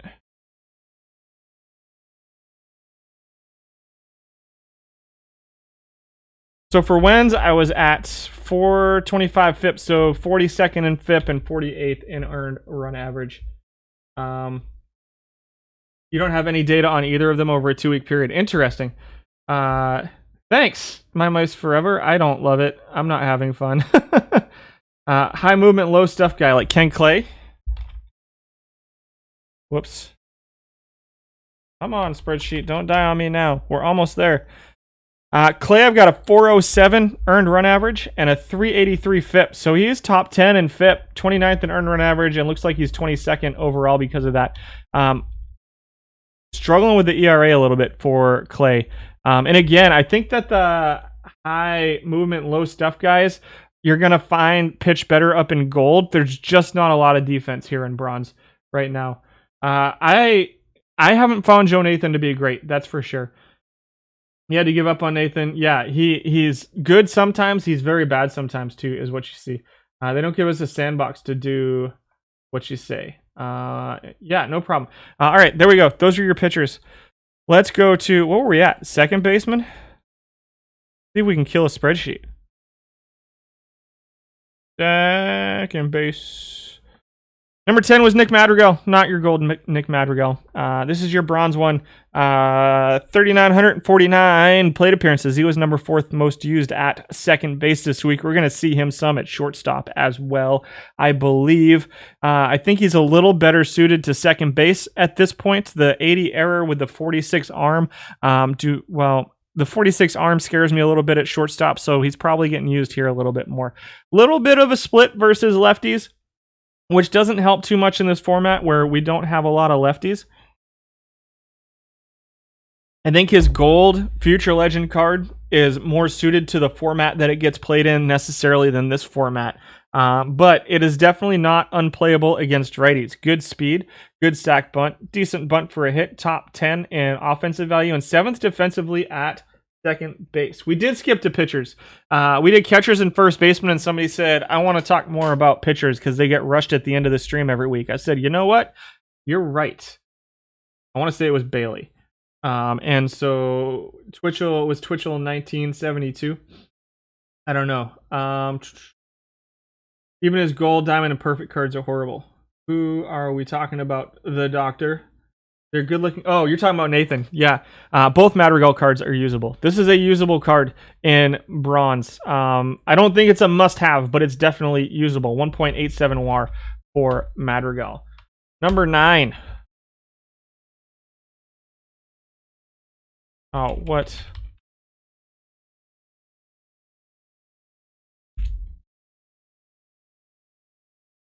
Give it a minute to calculate. I didn't let it calculate. There we go. Number 9 is Louis Guillorme. He's going to be your number 1 ranked defensive second baseman. Got 2,900 innings, listed as a second baseman this week. Plays a little bit of shortstop too. He's also your number 1 ranked defensive shortstop. 1.99 WAR per 600 for him. Offensively, he's 12th out of 13 in offensive value. 12th in weighted on base average. 3rd in on base percentage. Doesn't really have the speed to make that terribly useful. It's a very walk heavy on base percentage as well. Just a 249 batting average. If you want to go all in on defense, if you're just I have to have defense and pitching, Guillaume might be your go-to at second base. I think you're better off using him at shortstop if you're going that route, because he's going to be more useful at shortstop to you than he is at second base, I think. But again, defensively, he's great. Offensively, he's not all that awesome. Number 8 at second base. You use Pedro Guerrero to back up second base and center field. Interesting. Charlie Pick is what the nameless poet is saying. If he could steal, that would be a good card. But since he can't steal, it's such an empty on base percentage. Gian Segura comes in at number 8. 10th offensively, 9th defensively for him right now. 10th in weighted on base average, 2.16 WAR per 600. 312 weighted on base average, 278 batting average, 326 on base percentage with good speed. 4th in steals per 600 for him. Just a little bit of power. 9th out of 13 in home runs, so nothing to write home about for Gian Segura, but a 2.16 WAR per 600 for Segura. No splits, so he can play every day if you're playing him. Possibly an interesting backup option at second base and third base for Segura, but I don't know if he's a guy that I want starting every day for me, just because his offense is a little bit not good.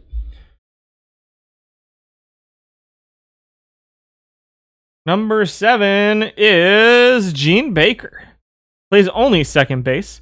Little bit of a weird split here. You got 10 points of I versus lefties, but 14 points of avoid K versus righties. So you got 9 points of gap, 8 points of contact versus righties. He's a right-handed hitter who I would say reverse splits against right-handed pitching. And so it's an interesting option. Defensively, he's 11th out of your second baseman out of 13 because the error is exceptionally low. Only 967 plate appearances, so it's a pretty small sample size, but he dropped to 2.23 WAR. And for those who showed up late, I'm ranking the batters purely by WAR this week. I'm not using my offensive value, defensive value calculations. I wanted to make it simple, and then I broke all of the spreadsheets, and here we are. 260 average, 316 on base percentage, 380 slugging for Gene Baker over the course of this week. He comes in at number 7. You like Segura as a backup at second base, third base? I can see that. I think he's an interesting choice for backup. Number 6 at second base is any day now, Enrique Hernandez. 2,000 plate appearances for him. Solid versus lefty splits. If you can platoon him, I think he can play. I prefer Enrique Hernandez in left field or right field to second base. I'm going to be honest. Offensively, you're not going to get a better offensive player who can kind of play second base. But he lags behind defensively some of the other second basemen pretty significantly. The 62 range combined with the 66 error and a pretty low turn double play are all kind of bad. But again, it's kind of that you got the really good defensive second baseman, then everybody else gets kind of smushed into that. If you can platoon him versus lefties, he's going to mash for you. However, again, I like him better in left field or right field. We'll see where he stacks up against those guys, though, because I'm not sure his bat necessarily holds up against the left fielders and right fielders. Number 5, it's a 333 weighted on base average, which is number 1 among second basemen, and a 759 OPS and a 439 slugging. The average and on base percentage are lower, so I really think his plate appearances are as a platoon. 22 home runs per 600 for him. Can't catch. Yeah, he can play every position but catcher. Kurt Wilkerson comes in at number 5. Not quite enough plate appearances to make the top 10 in the meta. However, offensively, he's grading out second among second basemen. Defensively, he's not great. 9.14, that is 13th out of 13 qualifying second baseman. Again, there's a little bit of a bug going on in the calculation for that right now. Second in average, first in on base percentage, 6th in slugging, 4th in OPS, 3rd in weighted on base average. Not a lot of power. It's a very singles, doubles driven on base percentage and batting average. Useful player, can run a little bit, can play second base, can play shortstop. I think he's an okay option at second base. don't necessarily need to platoon him. You're going to get 10 points of I. So the on-base percentage is going to be a little bit higher versus lefties. I think there are better options out there. But again, offensively, he's pretty good. It's a pretty good offensive card. But unplayable, let's 7.39 steals per 600.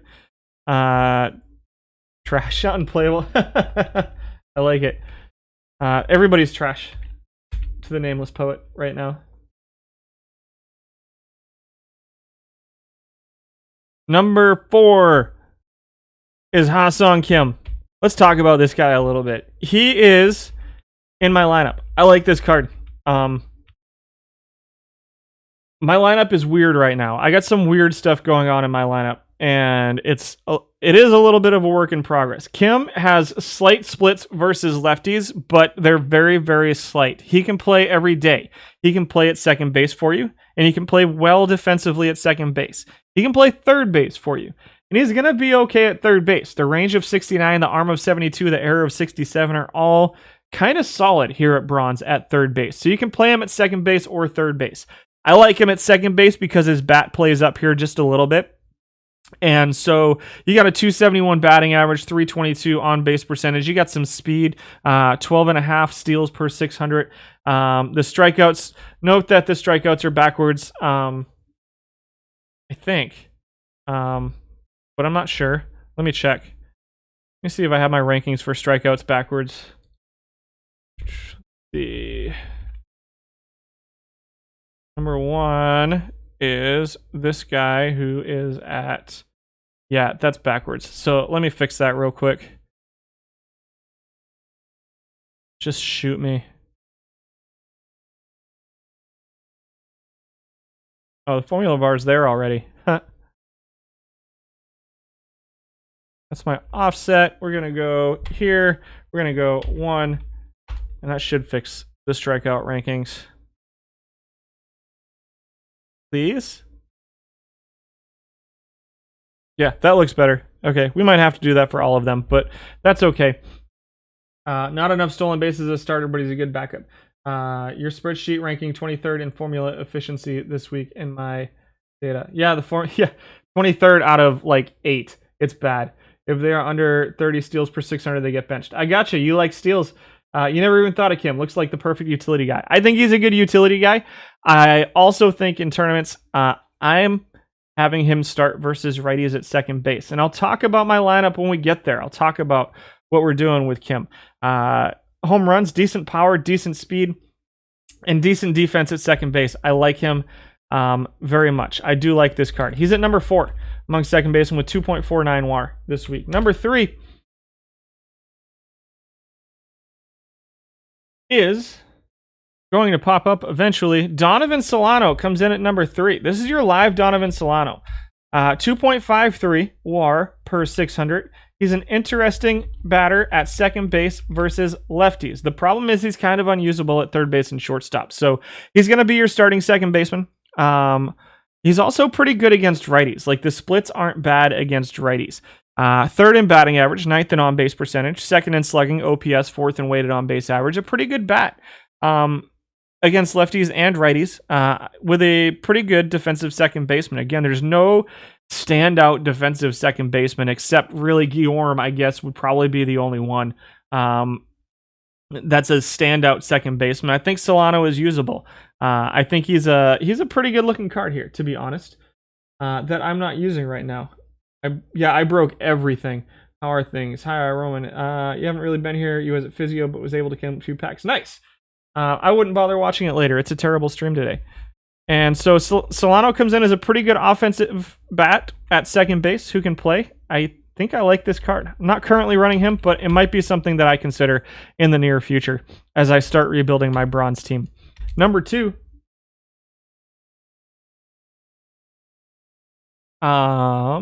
Is Solano's been in and out of your lineup, currently out. Fletcher comes in at number 2, which is interesting. I wonder who's going to be number 1. I don't know off the top of my head.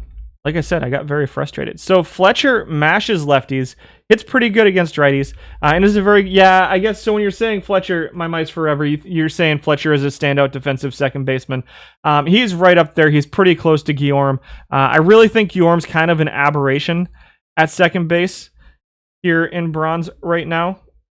Where are you at? Here in bronze right now. Ignore the games played. That's messed up too. I seriously destroyed these spreadsheets. I'm starting from scratch on Thursday when I take my day off from streaming, and redoing everything. I'm very annoyed right now. And so he's and also is much better offensively than Guillaume. So if you're going for a choice between Guillaume and Fletcher, Fletcher's the guy. Fletcher's also pretty good offensively. I'm surprised to see his numbers this low in some of these categories. He will hit a little bit better versus lefties than versus righties, but he's a really solid defensive second baseman. He's an okay defensive shortstop and a really, really good defensive third baseman as well, is Fletcher.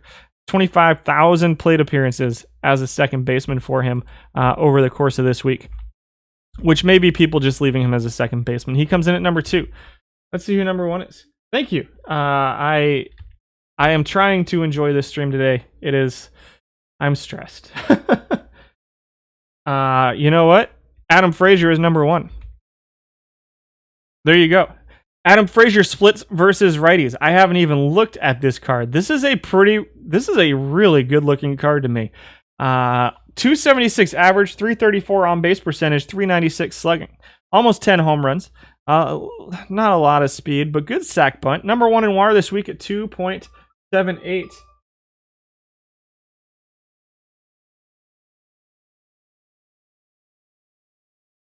And yeah, it's been 6 months since I've had a drink, so you can cut and paste most of the names into their new rank. The best way to enjoy it is a drinking game. Yeah, you guys enjoy. just keep it civil in chat. And let you been able. Well, I'm glad you made it this week. This was your Arias replacement. He's a really good-looking platoon with Fletcher. Unfortunately, only plays second base for the infield, and his outfield ratings are a mixed bag at best. So yeah, it looks like he could be a good platoon at second base. And this is my first time really taking a look at it, and I do like the way it looks. 324 weighted on base average, 278 WAR, decent defense at second base. Platoon option. I really think it has to be platooned, which sets him back a little bit for me personally, because I think he's going to get beat up pretty badly against lefties. Now, the good news is that it's bronze and most of our pitchers are righties here. The problem is that, and again, I'll talk to you about, I don't spend a ton of time on the stream talking about lineup construction. What time? We got loads of time. And so the fact that he really is only usable at second base, he's a straight platoon at second base, which is I don't love. And so we'll talk about him or we'll take a look at him when we start talking about team building. So and so that's Adam Frazier at number 1. Let's take a look here and see. We wanted to talk about, he didn't get enough plate appearances. Interesting. I'm going to check something real quick and go like this, just for the sake of talking about a guy that I kind of like.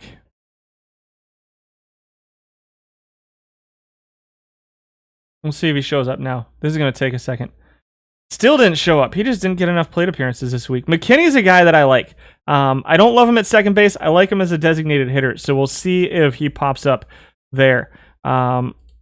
Let me see what I have on him in this sheet.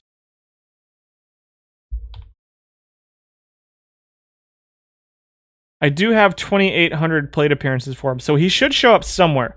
He's going to show up on the hitter list.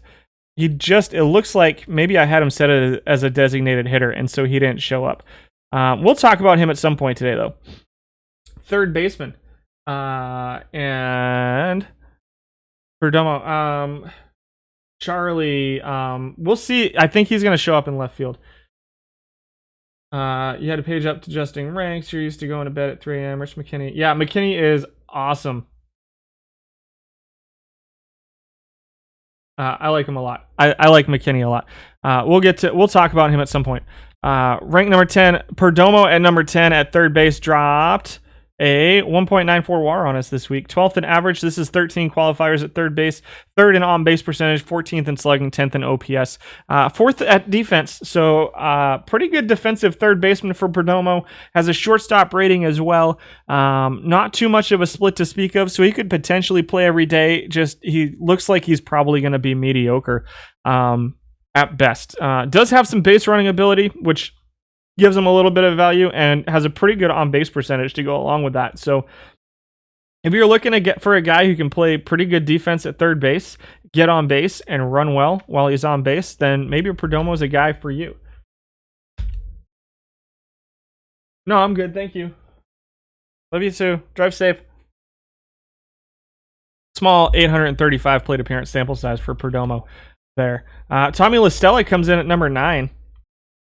With 1,200 and 2,700 plate appearances, dropped to 2.35 WAR on us at third base. Do not love at second base. Kind of okay at third base. Can live with it. Don't love it at third base either. He's a righty hitter. He will mash righties pretty well with an 89 avoid K and a 67 contact rating. Also 57 gap, 54 power, 57 I.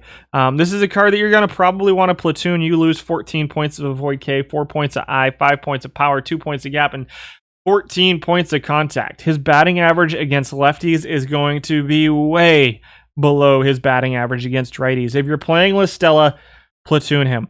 Doesn't have a ton of speed. Decent sack bunt, decent bunt hit. Was 3rd in weighted on base average, so has to be getting platoon. Decent power, top 10 in average, 4th in on base percentage among people playing third base this week. He comes in at number 9. Number 8 is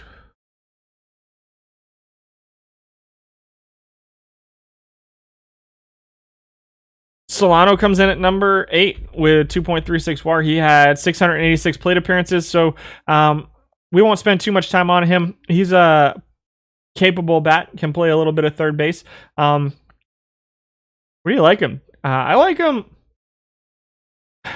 questionable at third base. I think he's okay at third base. I might like him better here than I do at second base. I'm not really sure. This is a tough card for me to gauge. Because it's a good bat, not a great bat. The bat plays down a little bit at third base, but I think you can get similar offense with a little bit better defense at second base as well. So this is a little bit of a tough card for me to gauge. Maybe as a utility second base, third baseman. I don't love him at shortstop, but I guess you could get away with him there every third or fourth game. I don't necessarily love him, but he looks okay. Number 7. Use Solano as a full-time second baseman. I can see him as a full-time second baseman. I don't think that's a bad option. Pinky May comes in at number 7. What are we saying? We're saying Jack Dunn, Gil Torres at third. Yeah, we'll see where they show up. Solano at second, Fletcher at third. Not a bad option either, I don't think. Pinky May comes in here at number 7. Defensively, pretty good at third base, dropping a 2.56 WAR on us over 1,100 plate appearances. Just missed the cutoff. Again, small sample size on him, sadly. I'd like to see a little bit more. So much of his value is tied up in defense at a position that I really think you can try to get more offense out of. 13th in weighted on base average, 13th out of 13 in offensive value for Pinky May. OPS, he's last. Slugging, he's pretty close to last. I really think you need to try to get a little bit more offense out of your third base position. It doesn't look like it should be that bad of a card. I think if you can, it's the weird platoon splits too. I just don't know. I don't know what to think about this card. How does he have a negative stolen? Because it's net steals. So the way I calculate steals, net steals per 600 is stolen bases minus caught stealing. And so divided by 600. So basically what it's saying is he gets caught more than he steals with the negatives is what's going on there. Defense really does not need to be a priority at third. I agree. Unless you're starting all ground ball pitchers. I agree. It's third base defense is not my priority. And so I don't love Pinky May here at third base.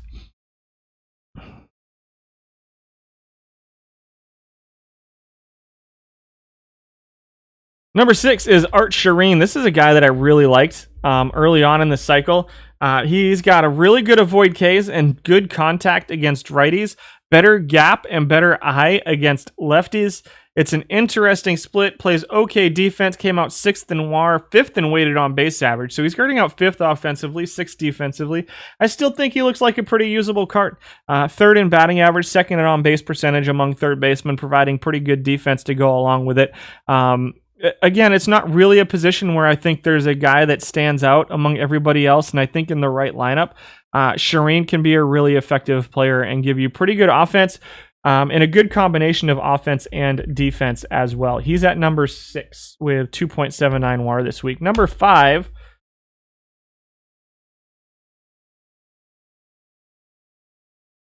is Build a Legend Beltre. Let's see. What do we got? Number 1 in weighted on base average. Really, really bad defensively, dropping his WAR down to 2.81 per 600. Solid home runs. May want to platoon him, although he's going to strike out more against lefties than he will against righties. Everything else is pretty similar. It is 17 points of power versus lefties, where you're going to get a little bit more slugging, a little bit more OPS out of him. A 270 average, 317 on base percentage are kind of okay. The slugging, OPS, weighted on base average are pretty good. You're really going purely offense, and really you're probably going to want to platoon him against lefties for Beltre. Coming in at number 5, 2.81 WAR per 600. Number 4 is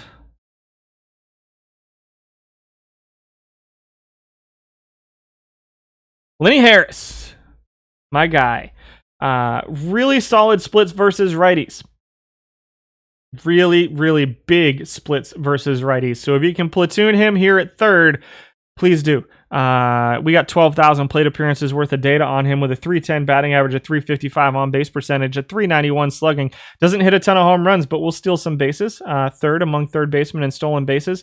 3.01 WAR. He's one of those 2nd tier third base defensive players. The errors are a little bit concerning. His fielding percentage is probably going to be a little bit lower than you necessarily like, but it's third base, so we're looking for offense. If you can platoon him, he is a very, very useful third baseman. If you can't platoon him, he is still a useful third baseman. I think that he can hit well enough versus lefties that he's not unusable at third base versus lefties. I do love... I'm only at number 4, guys. This is number 4, Nameless Poet. We got 3 guys left to talk about. Number 3 is David Fletcher. Number 1 defensively at third base. Very good bat. 3rd in WAR, 3.03. 5th in batting average, 5th in on-base percentage, 9th in slugging. So it's going to be an on-base percentage-driven kind of offense. It's singles. It's not a lot of walks. Although we will walk some. He's going to do pretty well. I think I forgot to switch the strikeouts here too, didn't I? Here we go. Let's fix that. Comma 1.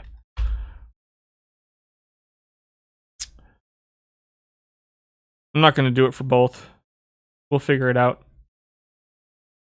Good avoid Ks, good defense. Good third base option. I like David Fletcher at third base. He comes in at number 3 based off of WAR. We'll see. It's all... This is totally objective. I did nothing subjective this week in the rankings. Number 2 is Segura. For real? Dropping a 3.08 WAR over 1,200 plate appearances as a third baseman. Offensively ranks 6th, defensively ranks 3rd. I don't hate it. He looks, I don't know. He can play every day. It's going to be a good on-base percentage. He can steal some bases. I'm a little surprised to see his stolen bases this low. Again, these are as a third baseman, so if we look at his overall, they're probably somewhere, maybe somewhere in here. 287 average, 328 on-base percentage, 394 slugging. What? Okay, love you. I'm a fan. I like Segura at 3rd. I don't think this is too bad at third base for Gene Segura here at number 2. Number 1, I really don't know. Who's it going to be? Number 1. Nameless Poet might walk out on me if it's not Jack Dunn. It is Jack Dunn at number 1. 3.45 WAR per 600 for Jack Dunn. Over 3,300 plate appearances at third base, 13 home runs, 40 steals, 267 batting average, 322 on base percentage, 415 slugging percentage. He has 1 split in contact, 1 point in eye versus lefties, can play versus lefties and righties. The on base percentage is a little bit low. Batting average is a little bit low. Defense is okay. I'm going to stick with my guys. I think Jack Dunn's pretty good, but he is a little bit of a mixed bag. You know, the average and on-base percentage being that low are a little bit concerning to me, even though the slugging OPS, the base running is good. I don't love him at third base. I think in the right lineup, I think you can run him. But yeah, he's being propped up by steals a little bit. No, it's WAR. So I'm just rating by WAR. So he's probably getting propped up by steals a little bit. I don't know how much steals contribute to WAR off the top of my head. I would have to do more research. So the steals definitely factor in on that. I agree, it's not my favorite profile. It's going to be a low on base percentage. It's going to be a pretty low, like it's below average and on base percentage. But it's definitely getting propped up. And it has a little bit more power. Pretty good power in relation to a lot of the other third basemen as well. So you're getting a combination of power and steals with that kind of mid-level defense at third base. So Dunn comes in at number 1 off of WAR. All 3,300 plate appearance from Nameless Poet, perhaps. No Yandy Diaz. Let's see if we can find him. Not enough plate appearances. Let's see what happens if I drop the plate appearances down a little bit.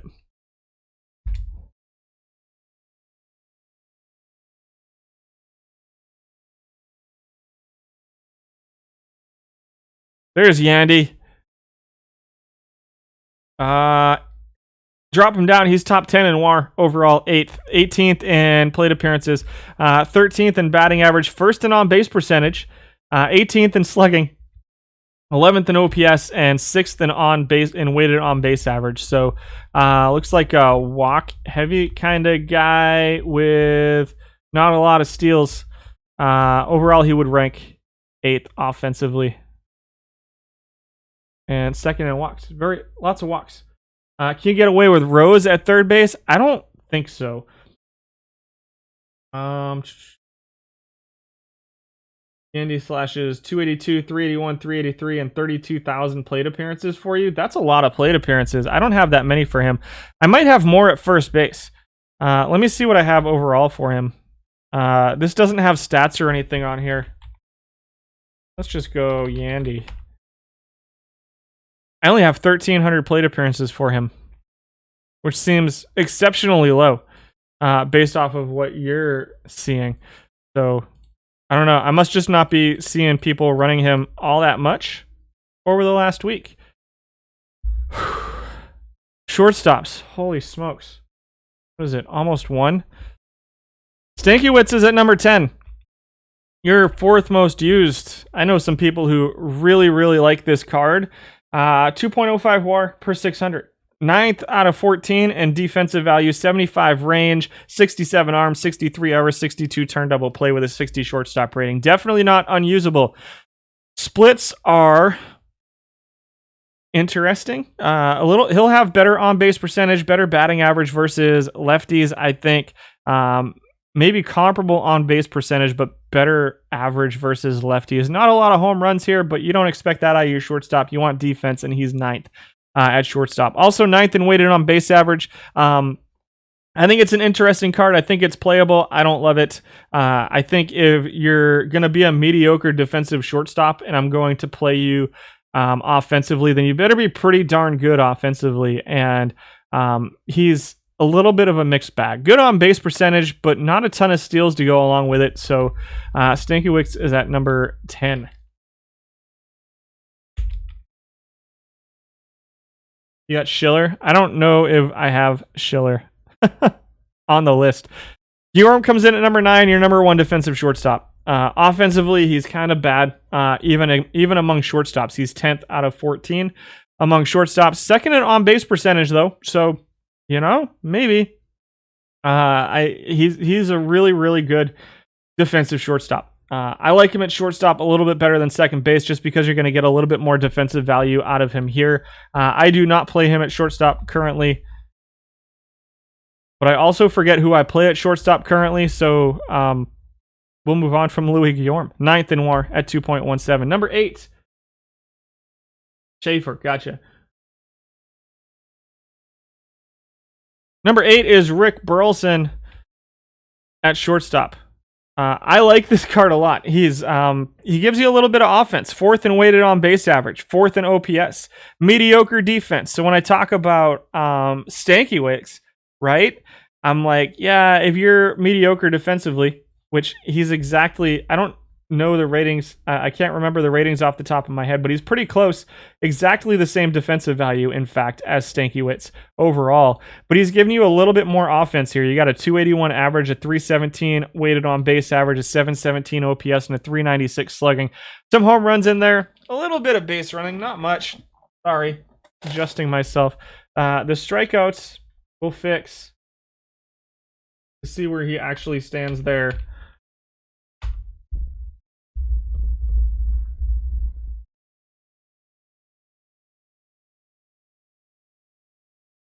And there we go. I don't think he's the be-all, end-all. I don't think you have to have him in your lineup. However, I think he's a usable card and a fun card. I think he's a fun shortstop card, more so than a usable shortstop card. He comes in at number 8 with 2.33 WAR per 600. Number 7. I'm going to take a quick break after this. Is Ha-Seong Kim. 11th defensively, so he definitely lags behind a little bit here defensively at shortstop. He is not an elite shortstop. Offensively, you're seeing the 5th weighted on base average, 5th in OPS, 6th in slugging, 8th in on base percentage, and 8th in batting average. Over 4,000 plate appearances that he's been listed as a shortstop. Mid-teens in home runs. He'll run the bases for you. Not going to strike out a ton, but you know, enough that he's pretty bad among shortstops. 7th in walks and 7th in WAR per 600 among shortstops. Not too many splits. A little bit of a split versus lefties, but usable versus righties. And that's Kim at number 7. Number 6. Who's Tavares? What are we talking about here? I don't know what you guys are talking about over there. You can't find a reset password section your email is used. Are you talking about your Twitch drops? That would be something you want to get in touch with TJ or Nicolino about. Madrigal comes in at number 6, dropping 2.35 WAR per 600 as a shortstop over 6,100 innings or plate appearances, I should say, not 3 games. That's something that I need to get fixed. Number 1 in batting average. Number 3 in on base percentage. Number 4 in slugging. Number 2 in OPS, number 2 in weighted on base average. 6th in WAR overall. Defensively, he's 13th out of 14. 1st in strikeouts. Doesn't strike out at all. No surprise there.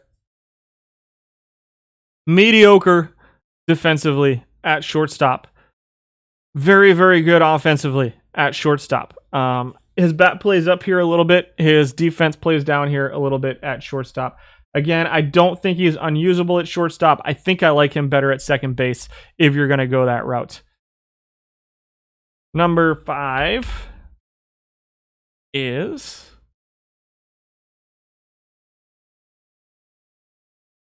Willy Adames, coming in at number 5. 7th defensively at shortstop and 6th offensively. 2.39 WAR per 600 for him. Home runs, he's 2nd among shortstops with 14.02. The batting average and the on-base percentage, however, are pretty low. Slugging, OPS, and weighted on-base average are pretty high. You want to play an okay defensive shortstop that you can put in the middle of your lineup? I mean, Adames is going to hit for you. He's going to be okay. I think he's it's a really interesting card to me, especially if you can platoon him versus lefties. I think he can hit pretty well for you from the shortstop position and play good defensive shortstop for you as well. He's not Ozzie Smith, bronze Ozzie Smith defensive shortstop, but nobody is this year. So I think Adames is an interesting option at shortstop as well, depending on how you want to build your lineup. Madrigal hit his first career. I saw that. His first career home run yesterday for Madrigal. Fletcher comes in at number 4 at shortstop with a 2.44 WAR per 600. Only 3,600 plate appearances for him out of the shortstop position. He is number 6 defensively based off of ratings. Second in batting average, 7th in on-base percentage, slugging, OPS, and weighted on-base average for him while playing shortstop. Second in strikeouts for him. 10th in home runs and 11th in net steals. I like Fletcher. I think he's the kind of guy that you can plug into your lineup, and he is very useful in a lot of different ways. He comes in at number 4 here at shortstop. Number 3 is Vizcaíno. So here was the guy that, I was really high on with that first stream. Still getting used quite a bit. I still like him a lot. 3rd in WAR per 600 at 2.52. I'm not as sold on him being a must-have as I necessarily was when I first saw the card. Obviously. Come on. Just trying to get you to expand. There we go.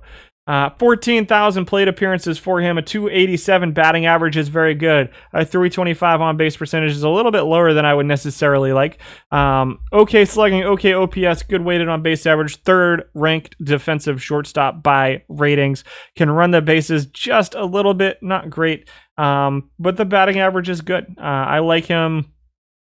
He can hit in a couple different places in your lineup, I think, and play good defense while giving you some decent offense as well. I still do like this card, but I don't, I don't think it's a must-have. That first day when we did bronze, I was like, this is the card, and I have to walk back on that a little bit. I don't think it's a must-have, but I think it's a very usable card, and I think it's a good card at shortstop too. So, he is number 3. Number 2 at shortstop is Ahmed Rosario. Number 5 defensively, number 3 offensively, dropping 2.82 WAR on you guys per 600 plate appearances and 7,800 plate appearances, a 284 average. Similar to Vizcaíno in that the on-base percentage is low. He does not walk very much. It's a very singles-driven on-base percentage and still pretty low. Some slugging percentage here, 402 slugging, 2nd among shortstops, 3rd in OPS, and 3rd in weighted on-base average among shortstops, while playing pretty good defense as well. 5th defensively at shortstop. He was your best player in the Master Series. Who's that, Superman? Vizcaíno or Rosario? I've had some luck with Rosario. And again, we'll talk a little bit about my lineup construction right now. I think I'm running him at shortstop. Oh, what did I just press? I hate it when I press buttons right now and I don't know what they are. He comes in at number 2. Number 1 at shortstop. I have no clue. Crawford? Is it JP Crawford? Nope, it's Charlie Dexter. All right. Let's talk about Charlie Dexter. Charlie Dexter plays catcher. Charlie Dexter plays shortstop. Charlie Dexter plays center field. Charlie Dexter plays right field. He's not exceptional at any of those positions. However, Charlie Dexter hits a lot of home runs. Charlie Dexter steals a lot of bases. Charlie Dexter doesn't strike out much. Charlie Dexter walks a lot. Charlie Dexter is all over the base paths. Would I play him at shortstop? I like Charlie Dexter in right field. I think you can get away with Charlie Dexter in center field. You can probably get away with him in shortstop. If you're just all in on offense and you're like, defense, yeah, right. My pitchers are going to strike everybody out. I think you can play Charlie Dexter at any one of these positions because he's a really phenomenal offensive bat. He's a mixed bag defensively. So, Rosario was a silver during that first stream, so that makes sense. Yeah, that makes sense. That does make sense to me. And so that's Charlie Dexter, guys. He comes in at number 1 at shortstop.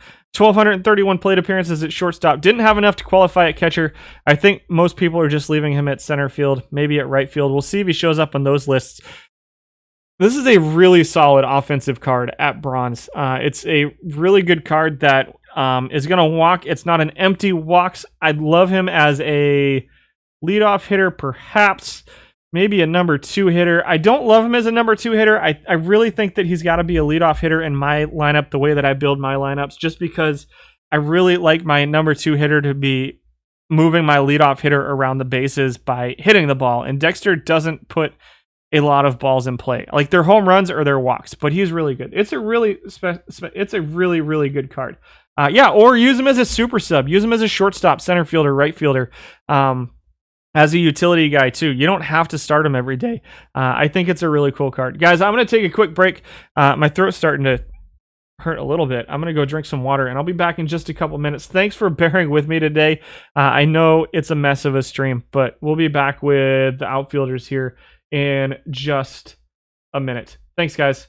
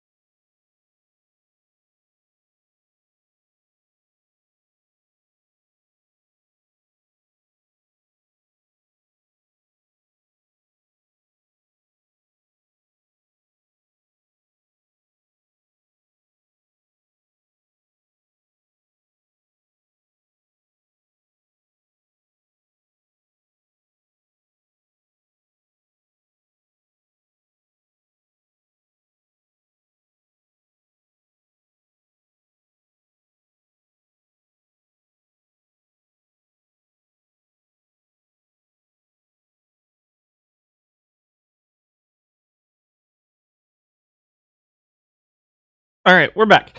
Dan Gladden comes in at number 10 in left field.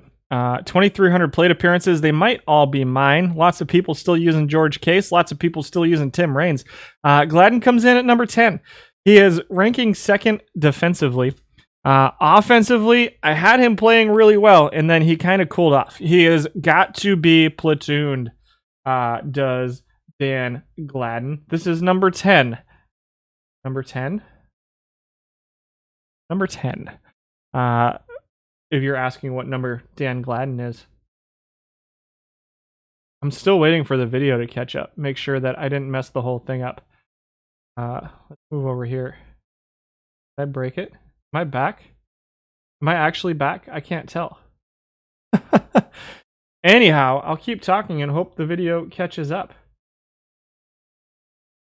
Yeah, there we go. It looks like we're started. So I'm just going to keep going. I am apparently my bandwidth is like, nope, we're gonna wait and show you the video a minute after you start. Gladden has to be platooned. He is unplayable versus righties. I really like him versus left-handed pitching. A 271 average overall, 328, 421 slugging, 749 OPS, weighted on base average at 330. While playing good defense, while being able to run. Some of these numbers are lower than I expected to see out of him. I've had really good luck with him. I don't think all of these are my Dan Gladden, all 200 2,300 plate appearances. I get the feeling that somebody is not platooning him, but I've had really good luck with him. I like Dan Gladden a lot. And so, but again, platoon him versus lefties, and a 2.11 WAR for Gladden per 600 plate appearances. Number 9 is Jose Tabata. Comes in at number 9. 2.12 WAR per 600 for him. 261 average, 343 on base percentage, 356 slugging, 699 OPS, and a 316 weighted on base average for your number 1 rated defensive left fielder. That is a lot of defense or WAR value wrapped up in defense. This is not a great offensive card right now. I think if you can platoon him versus lefties, he could potentially be okay, but those are some pretty big splits versus lefties. So I like Gladden's batting profile plus defensive profile better than Tabata. And I think Tabata, like Gladden, is pretty close to not usable versus right-handed pitching in this format. This card to me like screams, I'm Dan Gladden, just not as good to me.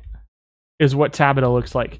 Only 1,500 plate appearances for him. Put him at number 10. Number 8 in left field.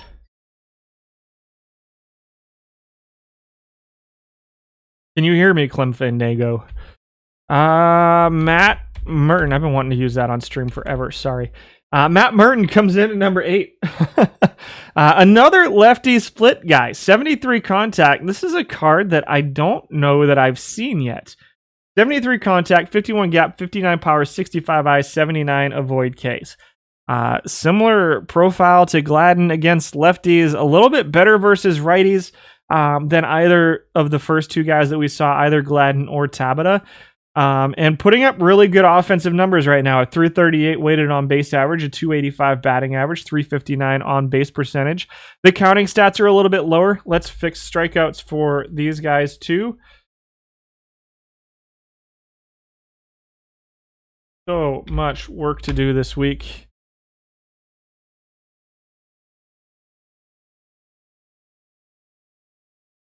All right. 7th in strikeouts. So 757 OPS. Martin looks pretty good offensively. I feel like he's probably getting platooned a little bit better than Gladden right now over his 1,900 plate appearances. Again, kind of similar profile to Gladden. I wish that it was faster for me to go back and forth so that we could compare them, but it's a similar profile. Less speed, good stealing, good base running, but with a 17 speed, who cares, right? And so performing a little bit better right now. Defensively, he's definitely a step behind those two guys, though. So good offensive card versus lefties. Looks like an okay offensive card versus righties, perhaps. And an okay defense in left field. He throws to the center fielder, so yeah, that's what I have to do. Like, I might have a better arm than him at this point. Raines comes in at number 7. This is your most used left fielder right now. 7th in WAR, 2.26, over 26,000 plate appearances for Tim Raines. Interesting splits versus righties. You got 14 points worth of gap. You've got 3 points of eye. The avoid case splits a little bit versus lefties. Again, just 2.26 WAR per 600 for Tim Raines right now. Defensively, he's bad, close to the worst defensive left fielder that's qualified. 2nd in batting average, though. 1st in on base percentage. 7th in slugging, 1st in OPS, 1st in weighted on base average. Your number 2 offensive valued first baseman right now. 6 home runs, so it's all batting average and walks driven. It's a very heavy batting average, on base percentage driven, OPS and weighted on base average. The slugging isn't super high. This is a really useful card. If you're going pure offense at left field, which you can probably get away with, Raines might be the way to go. He's pushing 3 WAR for you most weeks. Interesting. He pushed 2.26 for us here, which, different data set. Maybe could be. Yeah, definitely could DH him potentially as well. So he comes in at 7. At 6 this week in left field is George Case. For real. So your 2 most used come in 7th and 6th. for you this week. Case has very slight splits versus righties. Except in eye. His eye goes down by 6. But he can play every day. This is a fun card. He can steal bases, 43 steals per 600, number 1 in batting average, 7th in on-base percentage, 8th in slugging, 5th in OPS, and 334 weighted on-base average. Again, much like every other position, there's a bunch of usable guys here. And I like Case. I think Case is a phenomenal card. 18th defensively in left field. So again, the Reigns, the George Case, if you want just pure offense out of left field, are a really good way to go. This is a really good leadoff batter for you in George Case. And so that's he comes in at number 6. Again, I have a feeling that he's getting DH just like Reigns a little bit, which is dragging his WAR down some. And so just keep that in mind. They're probably slightly higher on the list or slightly lower on the list than they necessarily should be for this week. But both of them look really good offensively, but a mixed bag defensively. Number 5 is Bob Globe. Only 625 plate appearances for him in left field. Number 2 in weighted on base average. Number 1 offensively is what it's saying. Home runs, steals. The batting average is low. The on base percentage is really low. But a good slugging percentage, good OPS, good weighted on base average. Can hit home runs. Defensively, he's 15th. So again, much like those other two guys, if you can platoon him, you'll get a little bit more out of him, but I don't think he has to be platooned. I think that his splits are close enough that he could play every day if you really wanted to. Who would you DH over Case and Reigns, and who would you start in left field? Good question. What's up, Will? I don't know the answer to that. I don't have Reigns yet on this team. I probably need to buy him at some point because he is a good-looking card. Again, I'm going to talk about my team at the end. I think I made some poor decisions, and I think I got really lucky with the Masters Series this weekend. So I wouldn't go looking at my team from that tournament and trying to build anything off of it, but I'll talk about my thoughts behind it as well. Felipe Alou comes in at number 4 with 653 plate appearances, 5th in weighted on base average, middle of the pack defensively in left field at 8th out of 18 guys. Decent power, 15 home runs per 600 plate appearances. Pretty good batting average at 281, 436 slugging, 762 OPS. Splits versus righties. So perhaps a platoon with, my man Dan Gladden. Alou's not a guy I've really looked into too much that I might need to think about using. Number 3. In left field. You'd use Reigns in left field and Case at DH between the two. Number 3 is Davy Jones. This is my platoon currently with Dan Gladden. Good batting average, good on-base percentage, and can run. I don't have a lot of base runners in my lineup. 70 contact, 75 I, 69 avoid K versus righties. Not a lot of power. He does lead off for me against right-handed pitching. And that 372 batting average is very, very good. Over 11,000 plate appearances. Offensively, he's still ranking out at 9th, though, because that weighted on base average is pretty low. It is very walks and very singles driven on base percentage. 82 walks per 600 has him 3rd. He's not going to strike out a ton. 8th out of 18 with just 95. That's sub 100 strikeouts. He'll steal 55 to 60. And so I like the platoon between him and Dan Gladden. I like Gladden versus lefties because he's very effective versus lefties. But based off of what I'm seeing today, I may move on to a different platoon versus righties. I do like Jones. I think he's great. He does exactly what I want him to do. He plays okay defense in left field while getting on base at the top of my order. And that's really all I ask out of him, to let the guys behind him drive him in. So I like him. Use Alou in center field with a Rocco platoon. Interesting. We'll check out center field when we get there. Your Davy Jones has a much higher weighted on base average at 332. Maybe I'm just a really bad manager of players. So do you track, Drunken Superman, do you track just your team or the whole league? Podsednik has top speed and excellent defense. I don't know if I've seen the Podsednik card yet. You have a 331 weighted on base average through 96,000. Interesting. So mine is underperforming, it looks like. Alan Wiggins comes out at number 2.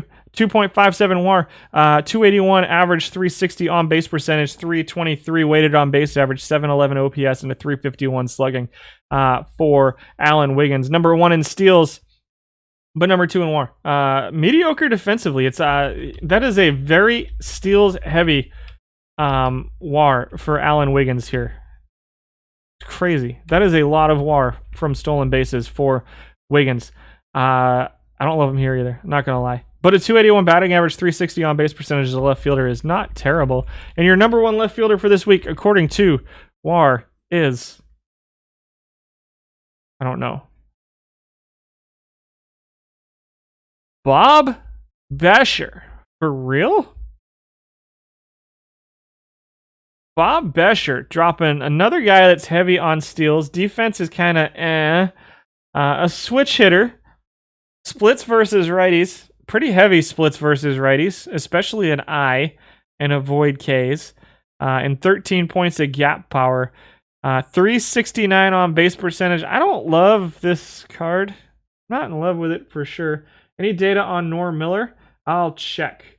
You do the whole tournament. Interesting. Scotty Paz is from the new data dump. I don't know if I have data on Podsednik yet.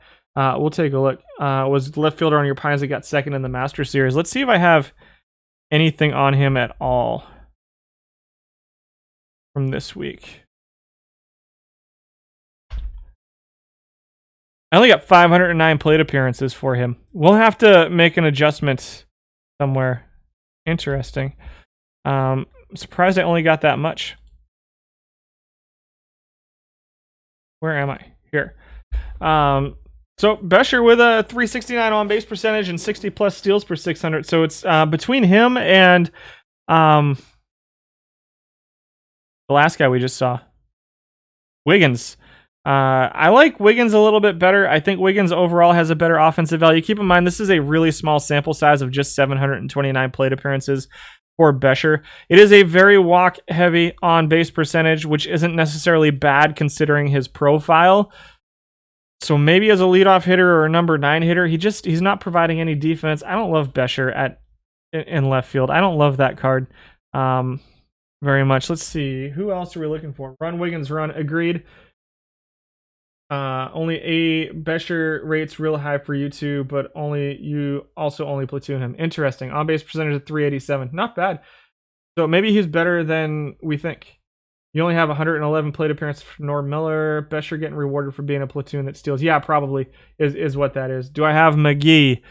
Lee McGee I've got at 13th in WAR rank. What are we seeing for him? We're seeing a 250 average, 322 on base percentage, 371 slugging for McGee, 693 OPS, and a 310 weighted on base average for McGee. All right, so center fielders. Kiermaier still the most used. Birmingham number 2. So Baldelli number 3. So we'll see where they fall. Frenchie Bordegury comes in at number 10. I almost said 1. That would have been wrong. Number 1 in weighted on base average for Bordegury, which I don't buy. This is a 606 plate appearance sample size. He graded a 302 batting average, a 342 on base percentage, a 408 slugging, 750 OPS, and a 332 weighted on base average. And with this profile, I just don't see that holding up long term. But who knows? Maybe I'm crazy. I could be wrong. I don't love this card. Number 9. Number 1 in best names. Yeah, I agree. Number 9 is Joe Delahanty, your 10th most used, 936 plate appearance sample size. We only had 13 center field qualifiers this week. Number 3 in home runs. Number 5 in steals. Number 6 in strikeouts. I got to fix it here too. Sorry, guys.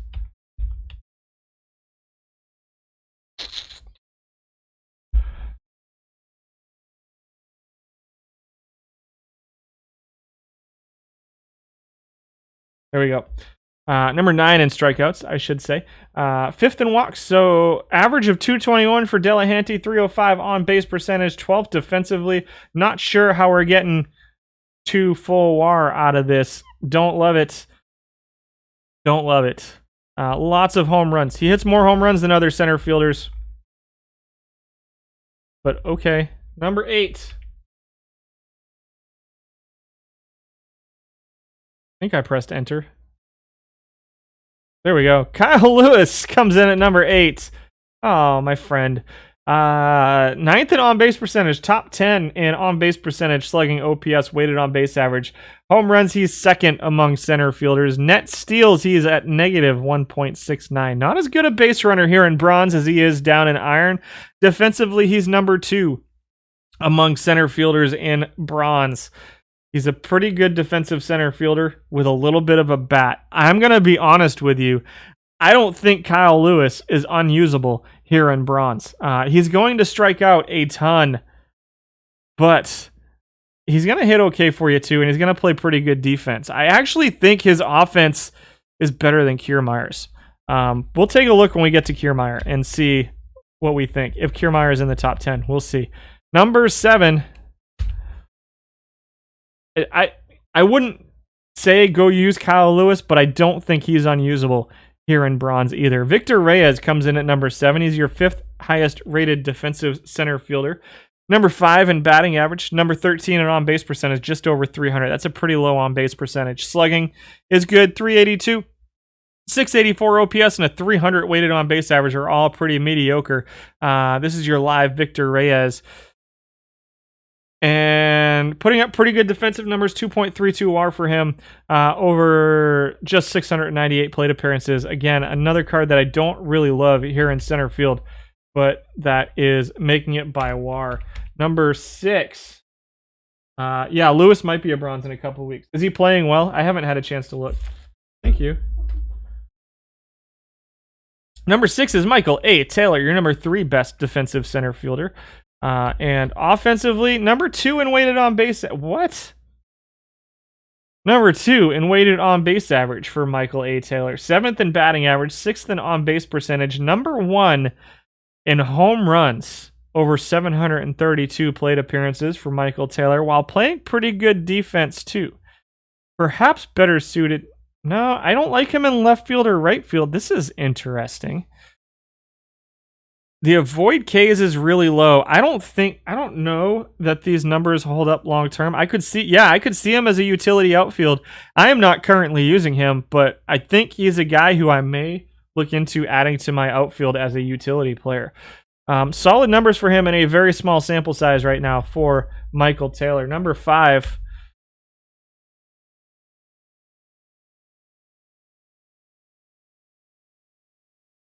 There's Joe Birmingham. 7th defensively out of 13, so not bad. Offensively, he's 8th weighted on base average at 314, 5th overall offensively. Steals some bases, 26 to 30. Won't strike out too much. Unlike some of the other center, there's a lot of strikeouts here in center field.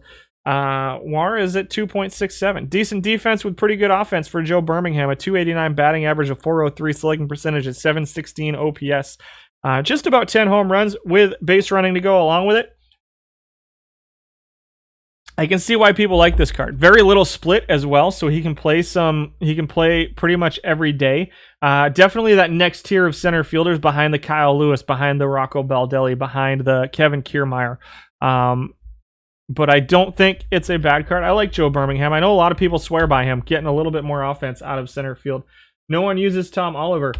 I haven't seen too much of Tom Oliver here in bronze, no. But he is a good defensive center fielder. I agree.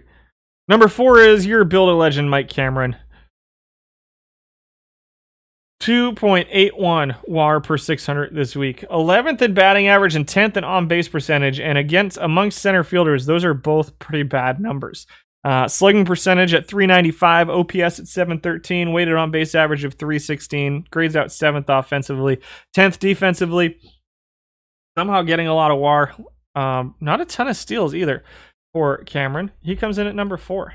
I don't love this card. It's not my favorite of the Build-A-Legend bronzes.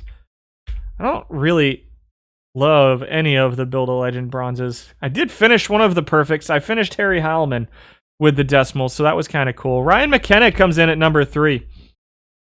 3rd in weighted on base average. 8th defensively. Number 1 in walks, number 6 in strikeouts. Good on base percentage at 356. Batting average a little bit lower at 247. Hits for a little bit of power, 7 home runs. Can steal some bases. Net positive in both of those categories. OPS, he's at a 712. Weighted on base average of 324. Minor splits versus left-handed pitching. Again, not unusable, but I think there's better options out there than Ryan McKenna. Small sample size, 974 plate appearances. Yeah, more than Lucroy. No, I agree. I agree with that. Baldelli comes in at number 2, which I like to see. Splits versus lefties. Pretty heavy splits versus lefties. He's 4th on your defensive ratings among center fielders. Offensively dropping a 291 batting average, 322 on base percentage, 407 slugging percentage.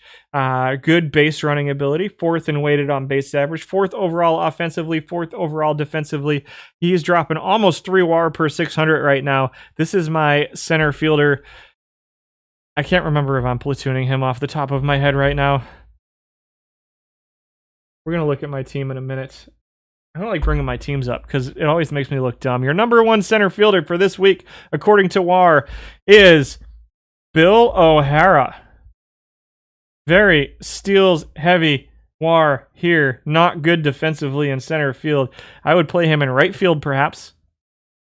Maybe in left field, but I don't think his bat play is up there.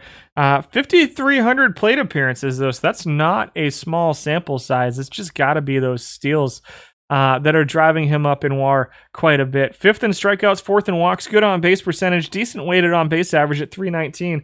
This is a bad defensive card, though, that I don't love. And so a lot of people do, obviously.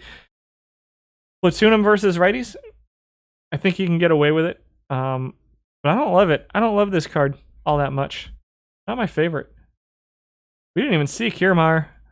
Where are you at, Kevin Kiermaier? Defensively ranks 1st. No surprise there. WAR, he ranked 13th, dropping a 1.82 WAR per 600. 227 batting average, sub 300 on base percentage, 356 slugging percentage, a 650 OPS is dead last. A 290 weighted on base average is dead last. Can run a little bit. Not very, very bad offensively. If you're just going straight defense, Kiermaier is the way to go. But man, is he bad offensively. You like Alou in center field with Rocco? I can see it. I don't think Alou had enough. Yeah, Alou didn't qualify as a center fielder. Let's see what happens if I do this. I may as well just mess the whole sheet up while we're here today. We got 1 position left.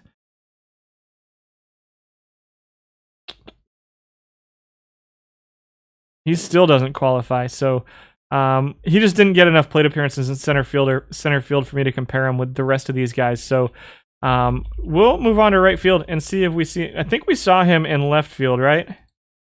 Alou, what did we see out of Alou? 2.48 WAR as a left fielder. Overall 281. Yeah, I like his profile. Defensively, let's take a look at Alou. Where's my game?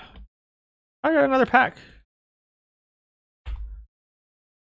We're up to 10 packs. Let's check him out in center field. Only a 47 center field rating. His defensive rating 68 range. So you're going to lose a little bit defensively, but yeah, that is a solid versus righties with Baldelli against lefties. If you can live with his defense in center field, Alou is going to give you some offense that not a lot of other guys who qualify in center field can. You just pulled a perfect Petrocelli from the last drop pack. Congratulations.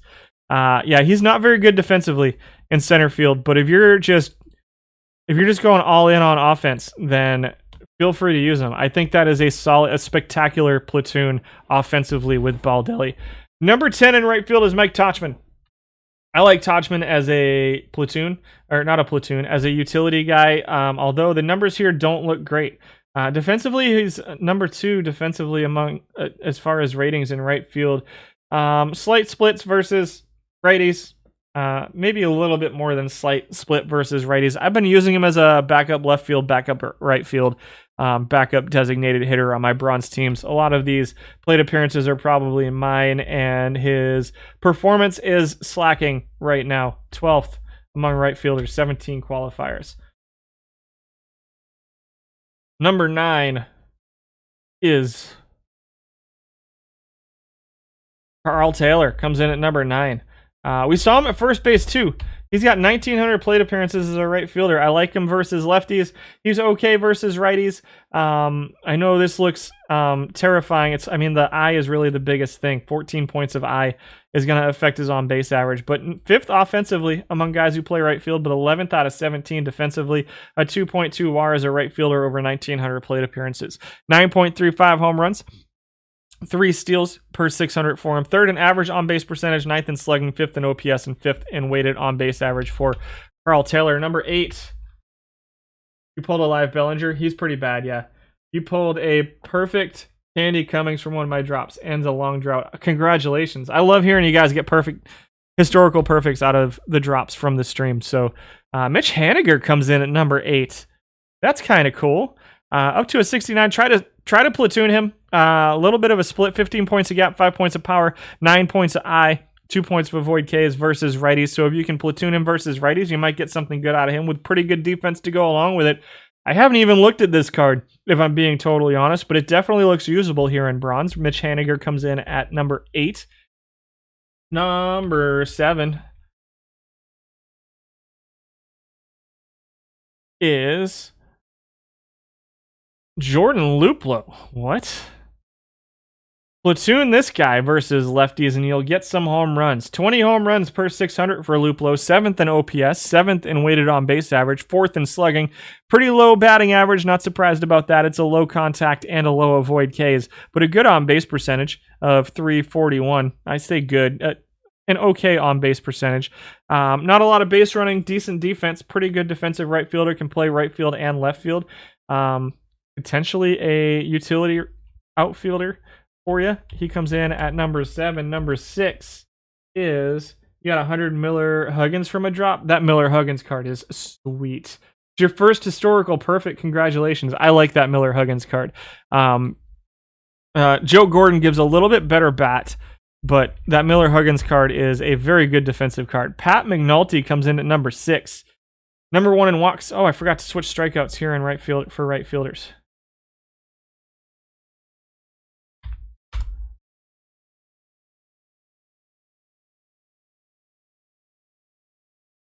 Come on. There we go.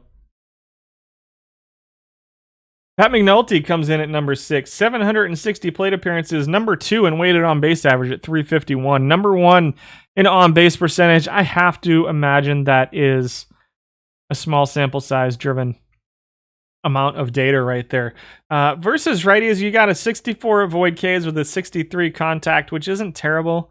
With a 68 eye, maybe he can keep up that on-base percentage.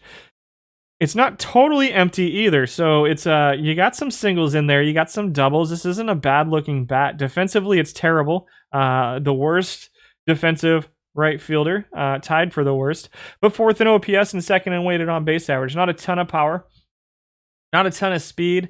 It's pretty one-dimensional. It's going to be singles or walks for you. So it kind of is what it is. I don't love it. Another one of those cards that I don't think is unusable, but that I would probably try to stay away from, and would need more of a sample size to convince me that it's going to be better than mediocre. Number 4 is Austin Slater. I like this card a bit. Dropping a 336 weighted on base average. A little bit of speed, some decent power. Top 10 in both of those. Top 5 in steals. Gonna walk a bunch. Good on base percentage at 350. A 260 batting average. 404 slugging. 754 OPS. Are both just slightly higher than your average here for qualifying right fielders. I probably need to move on from Austin Slater. I've been using him as a guy against lefties in right field and kind of as a utility outfielder. He's okay. I'll be streaming for a little bit longer. We're going to finish right fielders. We're going to do utility guys really quickly.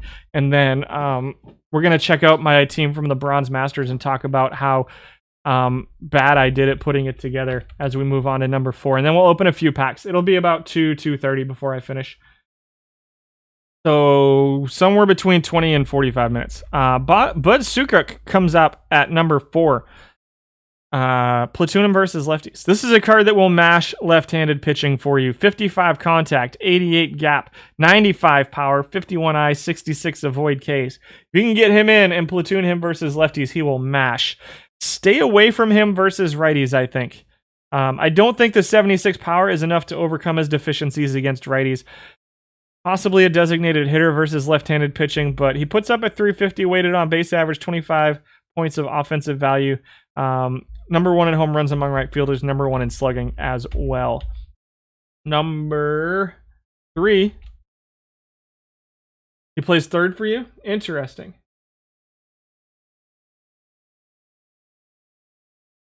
Ollie Brown comes in at number 3. 9th most used player. A little bit of a split versus lefties, so probably want to try to platoon him. 13 points of eyes is the biggest split. 2nd in batting average, 5th in on-base percentage for Ollie Brown. 10th in weighted on-base average, though. Putting up some pretty good defense. Top 3rd defensively among right fielders. Number 3 in WAR somehow. I don't know how. It's very batting average, on-base percentage WAR. I'm a little surprised to see his WAR number that high, if I'm being totally honest, for Ollie Brown. Based off of the numbers I'm seeing here. Another kind of good, not great platoon versus lefties kind of guy. Number 2 in right field is eventually going to be Haven Smith. We talked about him at first base. Dropping a 3.19 WAR per 600 in right field. A 290 batting average. A 362 on-base percentage, 457 slugging, 820 OPS, 360 weighted on-base average. Small sample size of 771. These numbers are slightly inflated from what we saw of him at first base, where he had a little bit more of a sample size. Mid-teens in home runs. Not going to strike out much.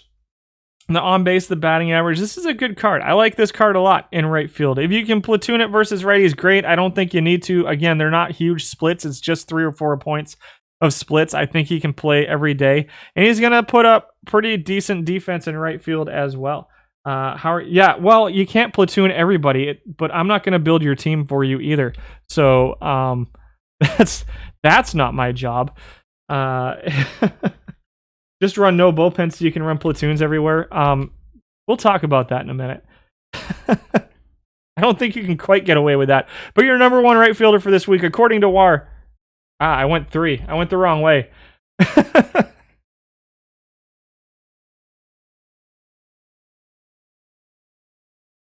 Nuh-uh. Are you kidding me? Kyle Lewis, number 1 in WAR. Because he's pretty good defensively. He's okay offensively.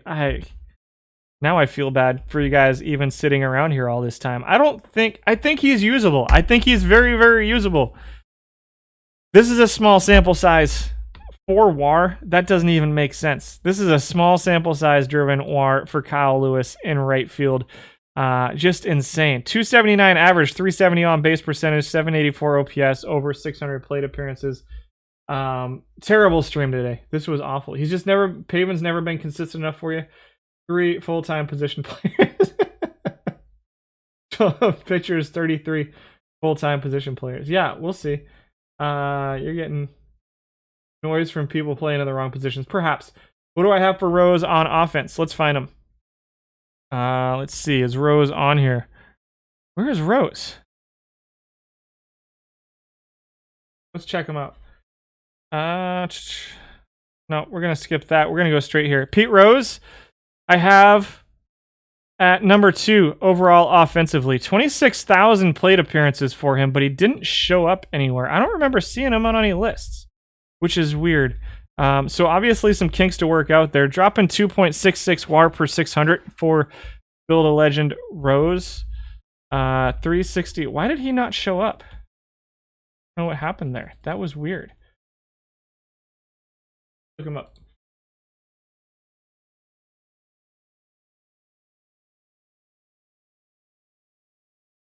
All he plays is third base, right? I didn't see him on the third base anywhere. Look, because he's not on here. Doesn't make sense. Something's wrong. Unless everybody's just playing him as a designated hitter, which is possible, I guess. Very good offensively for Pete Rose. I'm going here. All right, so these guys are sorted in order of offensive value, which again is some combination of weighted on base average, stolen bases, batting average, and slugging. So Jose Martinez came out at number 1, Pete Rose at number 2, Tim Raines at number 3, Case, Dexter, Sukak at numbers. Your next number is Castellanos showing up here offensively. Carl Taylor, Ham Hyatt, Austin Slater, Alec Boehm, Alan Wiggins. I think we're through a top 10 here. Pavin Smith, Harold Baines, Rich McKinney, who I really like.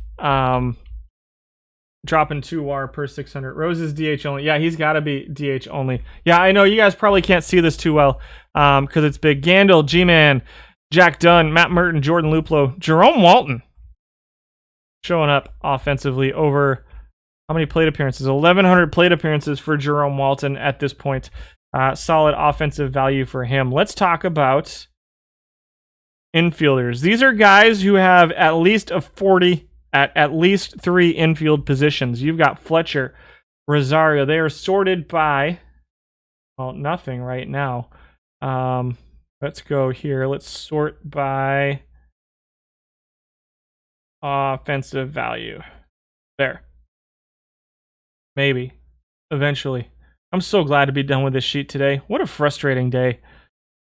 Listella was number 1 in offensive value among utility infielders. Solano, Okendo, him, Rosario, Fletcher, Risberg. I love this sweet Risberg card too. Desi Relaford and Joey Wendell are your infielders, and your outfielders are, we'll sort them to by offensive value. Tachman was number 1 in plate appearances, but by offensive value, it's going to be, looks like Austin Slater. Slater, Tachman, O'Hara, Enrique Hernandez, Denny Hawking, Lou Finney, Thomas Howard, and Joe Delahanty. You like Jerome Walton in center field? Pretty sure you've had every name on this page on your team at one point or another. Possibly. I don't put the full spreadsheets on Discord, no. I just put the rankings, and I'm going to have to work on that because I don't have a summary sheet right now. So it may or may not be up on my Discord today. The spreadsheet is a disaster right now. The old spreadsheet was a disaster too, but at least it was usable. This spreadsheet is a mess, and I'm really upset about it breaking last night. Let's talk about my Bronze Masters team, if I can still pull it up. Let's find out. Your tournaments. Let's show you what I went with when we came in second place in the Master Series. My wife brought me a sandwich that I haven't eaten yet, and I'm going to feel really bad. 151. We got loads of time. I very much run a 7-man bullpen in tournaments and a 14-man offense in tournaments. Now, what I will say as we get into this team, we finished second. I hated this team. I absolutely hated this team going into this tournament. I started looking at, so obviously I restarted data last week, right? Just to see what I could get. And then they dropped the bronze tournament on us on what, Tuesday? Tuesday or Wednesday is when they're like, here, this is your first event. It's a bronze, no designated hitter, which we hadn't seen before. There's no bronze, no DH data set that I could go from. So my team is basically my bronze best of 7 team that I was working on. So Friday, I started putting them together. I got home Friday night from the game, which took forever. And I was up till 1:30, 2 o'clock at the, much to my wife's chagrin, trying to put this team together, trying to get anything out of my bronze team. Because all last week, as I'm gathering this data on the decimals, all last week, it's like, it's first round finishes. Like, we're getting knocked out in the first round. We're getting knocked out in the second round at best. And then all of a sudden it started to come together a little bit Friday. We won 2 tournaments Friday night, came in second a couple times, finished third overnight Friday. And so Saturday morning I woke up and I'm like, you know what? This is just, we're just putting it together and we're gonna roll with it. It's our best of 7 with DH team. And this is what we came up with for this tournament. And I'll talk a little bit more in depth about some of it. So we went with Paige Bonham, And then lefties, Osborne, Strom, and Gross to close out the rotation. I'm going to talk about Osborne and Strom because they were very important to my team in this tournament in kind of two different ways. You can see the bullpen fell apart at the end.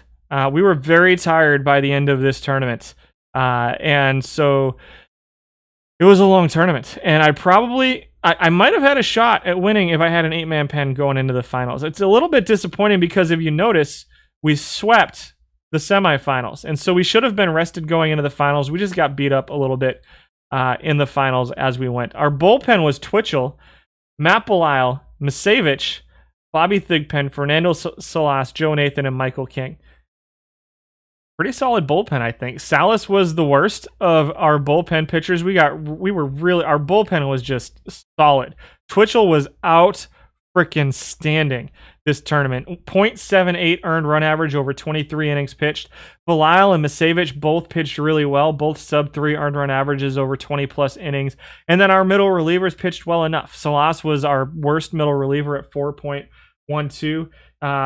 He was absolutely on fire in this tournament. We did get a meltdown from him at one point. I don't remember where it was, but he was phenomenal. Belisle was great. Misevich was awesome. Belisle with his 3.5 strikeouts per 9 innings and a 235 earned run average is kind of hilarious to me.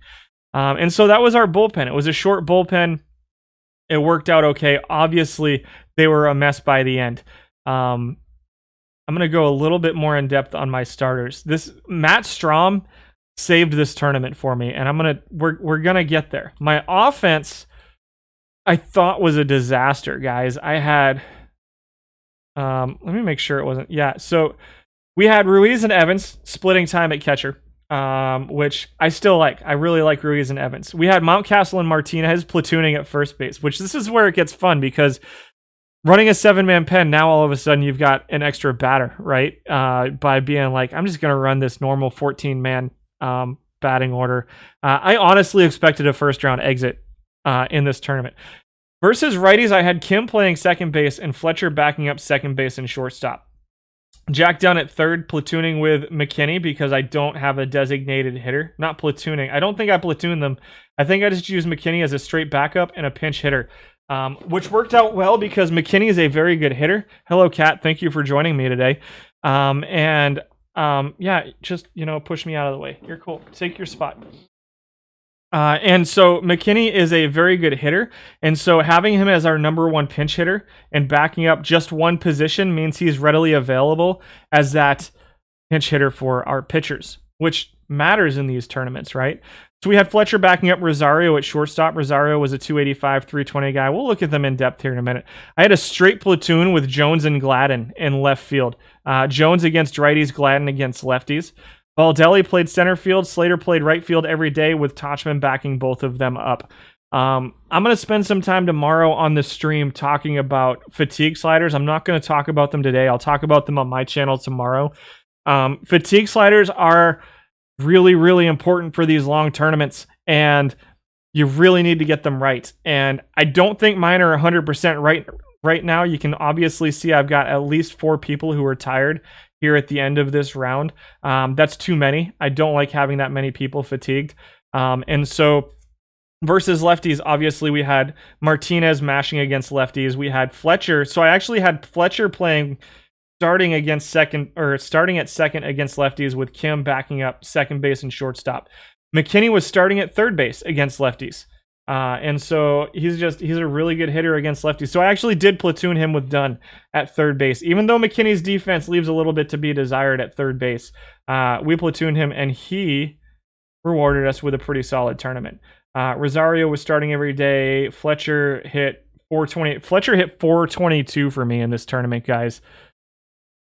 Martinez hit 254. Martinez only hit 1 home run for me in this tournament, with a 316 on base percentage and a 394. So he was probably my weakest link in this tournament, which is a little bit disappointing because I really like him versus lefties. Mountcastle, on the other hand, was an absolute beast. 350 average, 371 on base percentage, 442 slugging, a full WAR out of him over 25 games. I mean, you're looking at a 6 WAR season there if you expand that.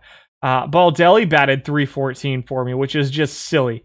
He just had a really silly tournament for me. If we go to the team home screen, you'll see our number one WAR player was Baldelli with Fletcher right behind him, and Davy Jones right behind them, batting 292 with 378 on base percentage.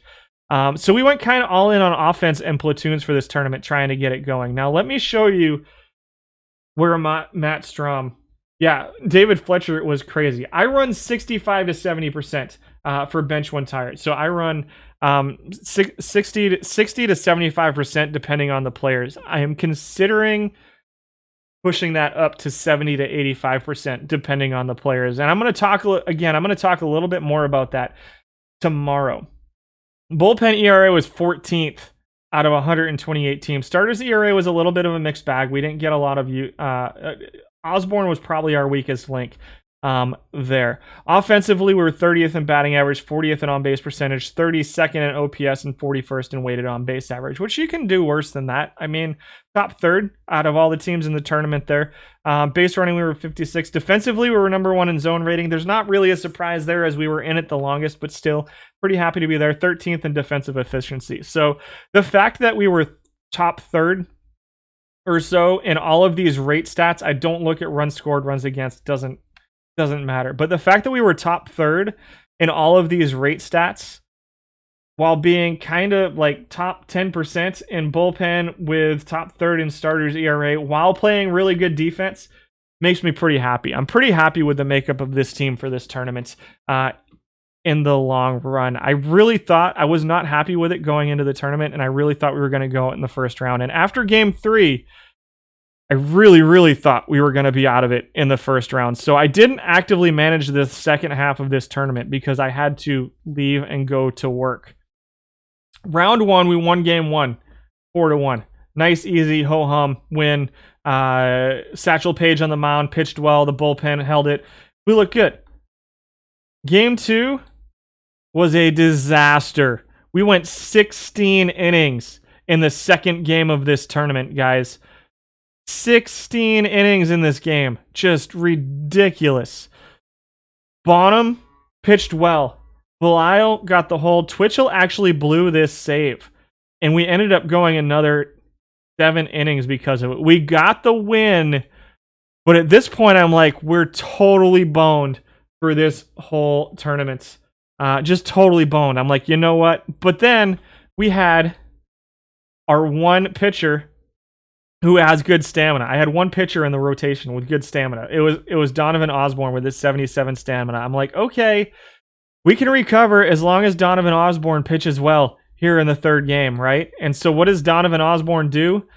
Donovan Osborne goes out there and lays a complete egg and goes 2 1/3 innings, 5 runs on 8 hits, and all of a sudden my bullpen's pitched 18 innings in 2 days. It's just, I was like, all right, we're done. If we had won, then whatever. We just got knocked out of our gold tournament. And so I'm like, we're done. Like, we're just toast. Like, even if we move on from this round, we're just completely toast. So this was the one point in the... Congratulations on your Buck Leonard. This was the one point in this tournament where I actively managed, right? And so what I did was I went into my settings and I said, Matt Strom, you're going to have to save our bullpen. I went, you're going to get a slow hook, 130 pitch count. It doesn't even matter what happens here. We just need you to pitch as much as you can. And Matt Strom went out and dropped 8 1/3 innings of shutout ball on us. 5 hits, 7 strikeouts, 1 walk. Misavich had to throw 13 pitches to close it out in a 3-0 win. And right there, Matt Strom saved this tournament. We did the same thing the next game with Gross. Obviously, it didn't work out quite as well because Salas,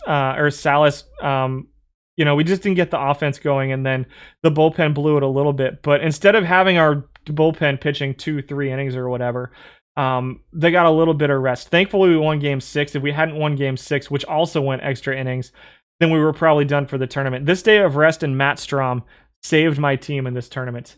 It was silly.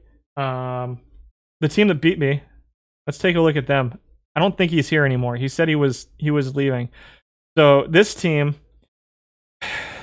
I haven't watched it yet, but one of these games, Let's see. They had Shireen at third base, Fletcher, Tachman, Crone, Adames, Kiermaier, Merton, and Barnes. Again, completely different lineup than mine, but pretty effective. His Fletcher played really well, too. His Tachman played better than mine. And then this guy, where was it?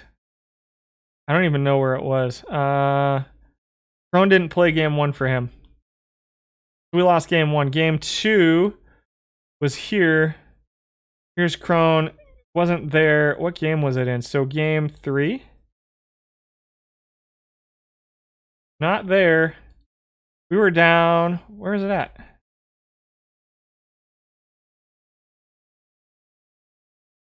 So in one of these games, CJ Crone hit an inside the park home run off of us. I don't know where it was because it wasn't there.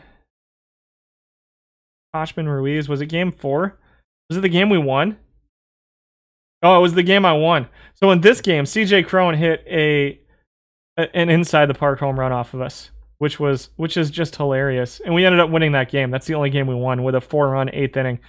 So it was the finals was a little bit of a mess for us, but we made it. We got 40 points towards the finals. Hopefully, we place well in some of the other ones too. So yeah, interesting. There were some pretty good back and forth games. I didn't even get to watch these games. I was so busy Saturday afternoon and Saturday evening. But his Kiermaier dropped 7 home runs in this tournament, which is silly. Adames with 6. His rotation was Bonham, Baumgartner, Gross, Page, and Strom, with Twitchell, Nathan Hill, Salas, Clay, Aloma, Jimenez, and McGee in the bullpen. I'm not going to dive too much into his team. My team missed Diamond playoffs by a year, the main team, or by a game last week. We're now back in with the DLL, and we're getting beat up. We're just not. We can't compete with the big teams. How did I decide where to place people in the lineup? Let's talk about that tomorrow because I got to finish up today. But basically, high on-base percentage, high speed at 1 and 2. If it's a walk-driven on-base percentage, I want him at 1. A hits-driven on-base percentage at 2. Best all-around hitter at 3. Power at 4 and 5. 6 and 7 and 8, I don't care about. 9, I'm going to have a guy who can run the bases when he accidentally gets on base. I wouldn't say I don't care about 6, 7, and 8. There's still some strategy that gets involved there. But overall, that's kind of how I build my lineup. Join me tomorrow. We'll talk about it a little bit more tomorrow. I have some lineup builders that I use. You kind of want to go lefty, righty, lefty, righty, lefty, righty, as much as possible. But obviously, this team is just not cut out for this level. We are getting beat up quite a bit by some of these much better teams than us. We're going to take the 25,000 points we won from the Masters Series. We'll open 35 packs today. How's that sound to you guys? On my spreadsheet. Well, I did. Now it's broken, so. Bullpen roles. I haven't covered bullpen roles too much.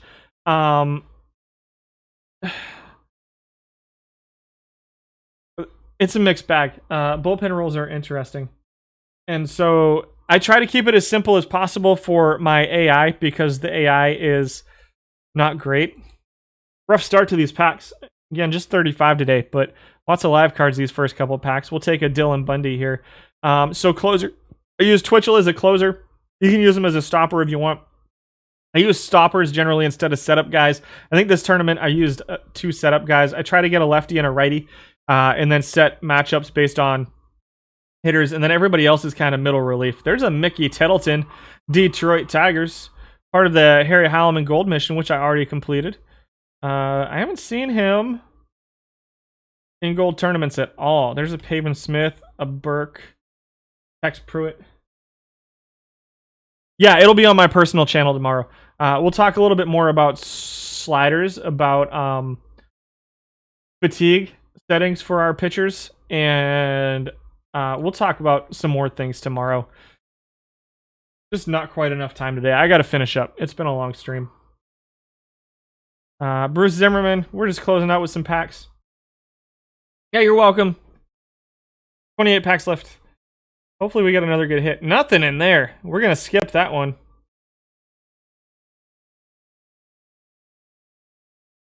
Nothing great there. Mike Gardner. Thanks for hanging out with me today, guys. I appreciate you guys coming out. This is it wouldn't be fun without you guys. I apologize for messing the whole dang spreadsheet up. I'm gonna have it fixed for next week. I gotta rework some things.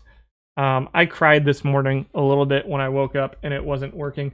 It'll be, I have an appointment in the morning, so it'll be about noon Central Standard Time tomorrow is when I'm planning on going live. It'll be a 2 or 3 hour stream tomorrow. We'll take a George Springer here, Jerry Arrigo. We're going to hit Sunday's Silver Historical Tournament tomorrow. For those who haven't seen my streams, I do kind of the weekly things where we look a little more in depth at the teams. And how the players are doing. So we're going to do the Sunday Historical Silver and tonight's Spores. We'll do quick and dirty rundowns on them. And then we'll talk a little bit about fatigue and stuff like that tomorrow too. Spores got some good rewards tonight, folks. I do not go as in-depth on the players on the weekly stuff right now as I do on this stream. So there's a Pete Center. Neil Ball. Hank Thormelin. We got 18 packs left. We got here Francisco, Brian Barber, Billy Hamilton, Angel Perdomo, Yolmer Sanchez, Jared Dyson. Holy cow. Can we buy a diamond? Diamond. Raisel Iglesias drops from an 81 to an 80. Cleo Carlisle. Brian McKenna. Michael Felice. Stever gets used on iron a bit. The rest of these guys. Merritt gets used a little bit in caps as a 40 rated reliever. Aguilar, Hembry, Pop. Ugly packs. Guys, we wasted our good pack luck on the team, on the other team. Palumbo in this one. Bobby Wall, Brian Shaw, Ryan Barucki. We got a Tom Bernansky here. Not part of any collections. Eduardo Perez, 1992. He was fun to watch for the Sox in the early 90s. Basic question. What's the app for my personal Twitch? It'll be up at the end. It's Angered Underline Unicorn for my personal Twitch. It'll be here when I go to the final break. It'll be up on the screen at the end as well. I should have it on the bottom here. Jason Adam, Bob Wood, Bergian. Castro, Grabowski, Vega, Almonte, Carlos Hernandez. My goodness, guys. Packs, bad packs. Tavares, Smith, Rengifo, Severinsen, Cool, Lewis, Thorpe. Thorpe's a bronze now. Steve Nagy. My goodness. Guys, these packs are bad. Why do we have to close it out on such a rough note? Because I messed the spreadsheet up. These are bad. Like, I don't even want to talk about any of these players. There's a Yandy Diaz. There's a guy who gets a little bit of play in bronze. At least a guy we talked about today. Thank you for the follow. Oda Shuzik. Is it O-Cusick? I like it. 2 packs left. Yeah, we'll check our missions. Another follow. Coyote Elysium. Thank you. Izada, Whitgren. I don't think we completed any packs or collections today, but we'll check. Oh my god. I almost want to buy 25 more packs just to get the sour taste of that out. Sort by completion percentage, nothing. Let's do it. That was bad. Something good's got to come eventually. Let's get 25 more packs, guys. Bad idea. This was a terrible idea.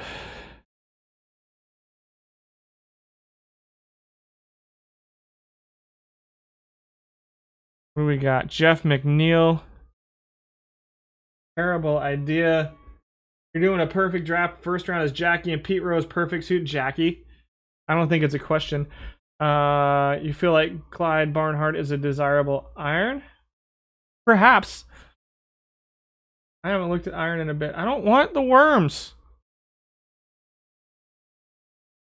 My wife is feeding the lizard right now. They didn't get better. They did not get better. Oh, they got a little better. That's we'll complete a Tim Salmon Build a Legend collection there.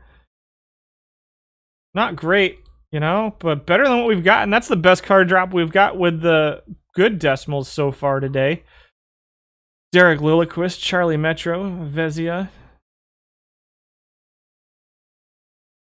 They look like normal packs for you. Josh Donaldson, Scott Cooper, Drew Hutchinson.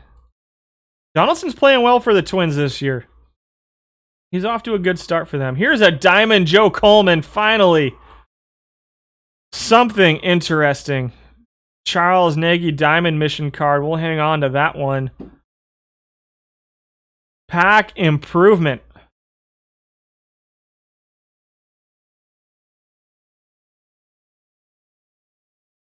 Do you think the 100 Pete Rose is better than the Jackie? I haven't looked at the 100 Pete Rose, to be honest. Hogriever, good Iron Cap card. Unsung Heroes card as well.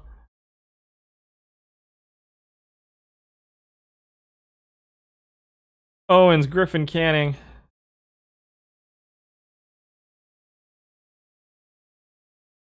There's a Tanner Scott, Matt Chico. I'm excited for this sandwich. Can't wait to be done with this stream. 12 left. Ugly live pack. There's a Russ Van Atta. No collections there. Brazier.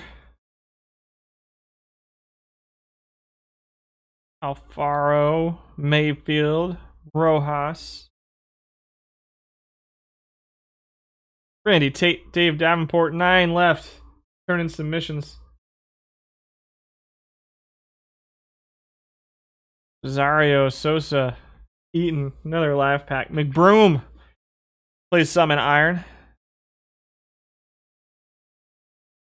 The ugly, ugly pack. Double Red Sox pack.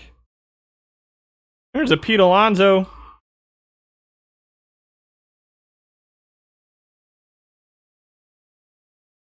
Earl Lambert, Danny Jansen. Was on the catcher list today at least, so we got that going for us. Bo Burrows, Will Vest. Whitman, Fry, Joe Page. Like him versus lefties. Doubled silver, Freddie Leach. Nice, Jesse Winker. What's up, babe? Oh. Boom, Ed Appleton. We'll turn in this one. I think we finished one collection.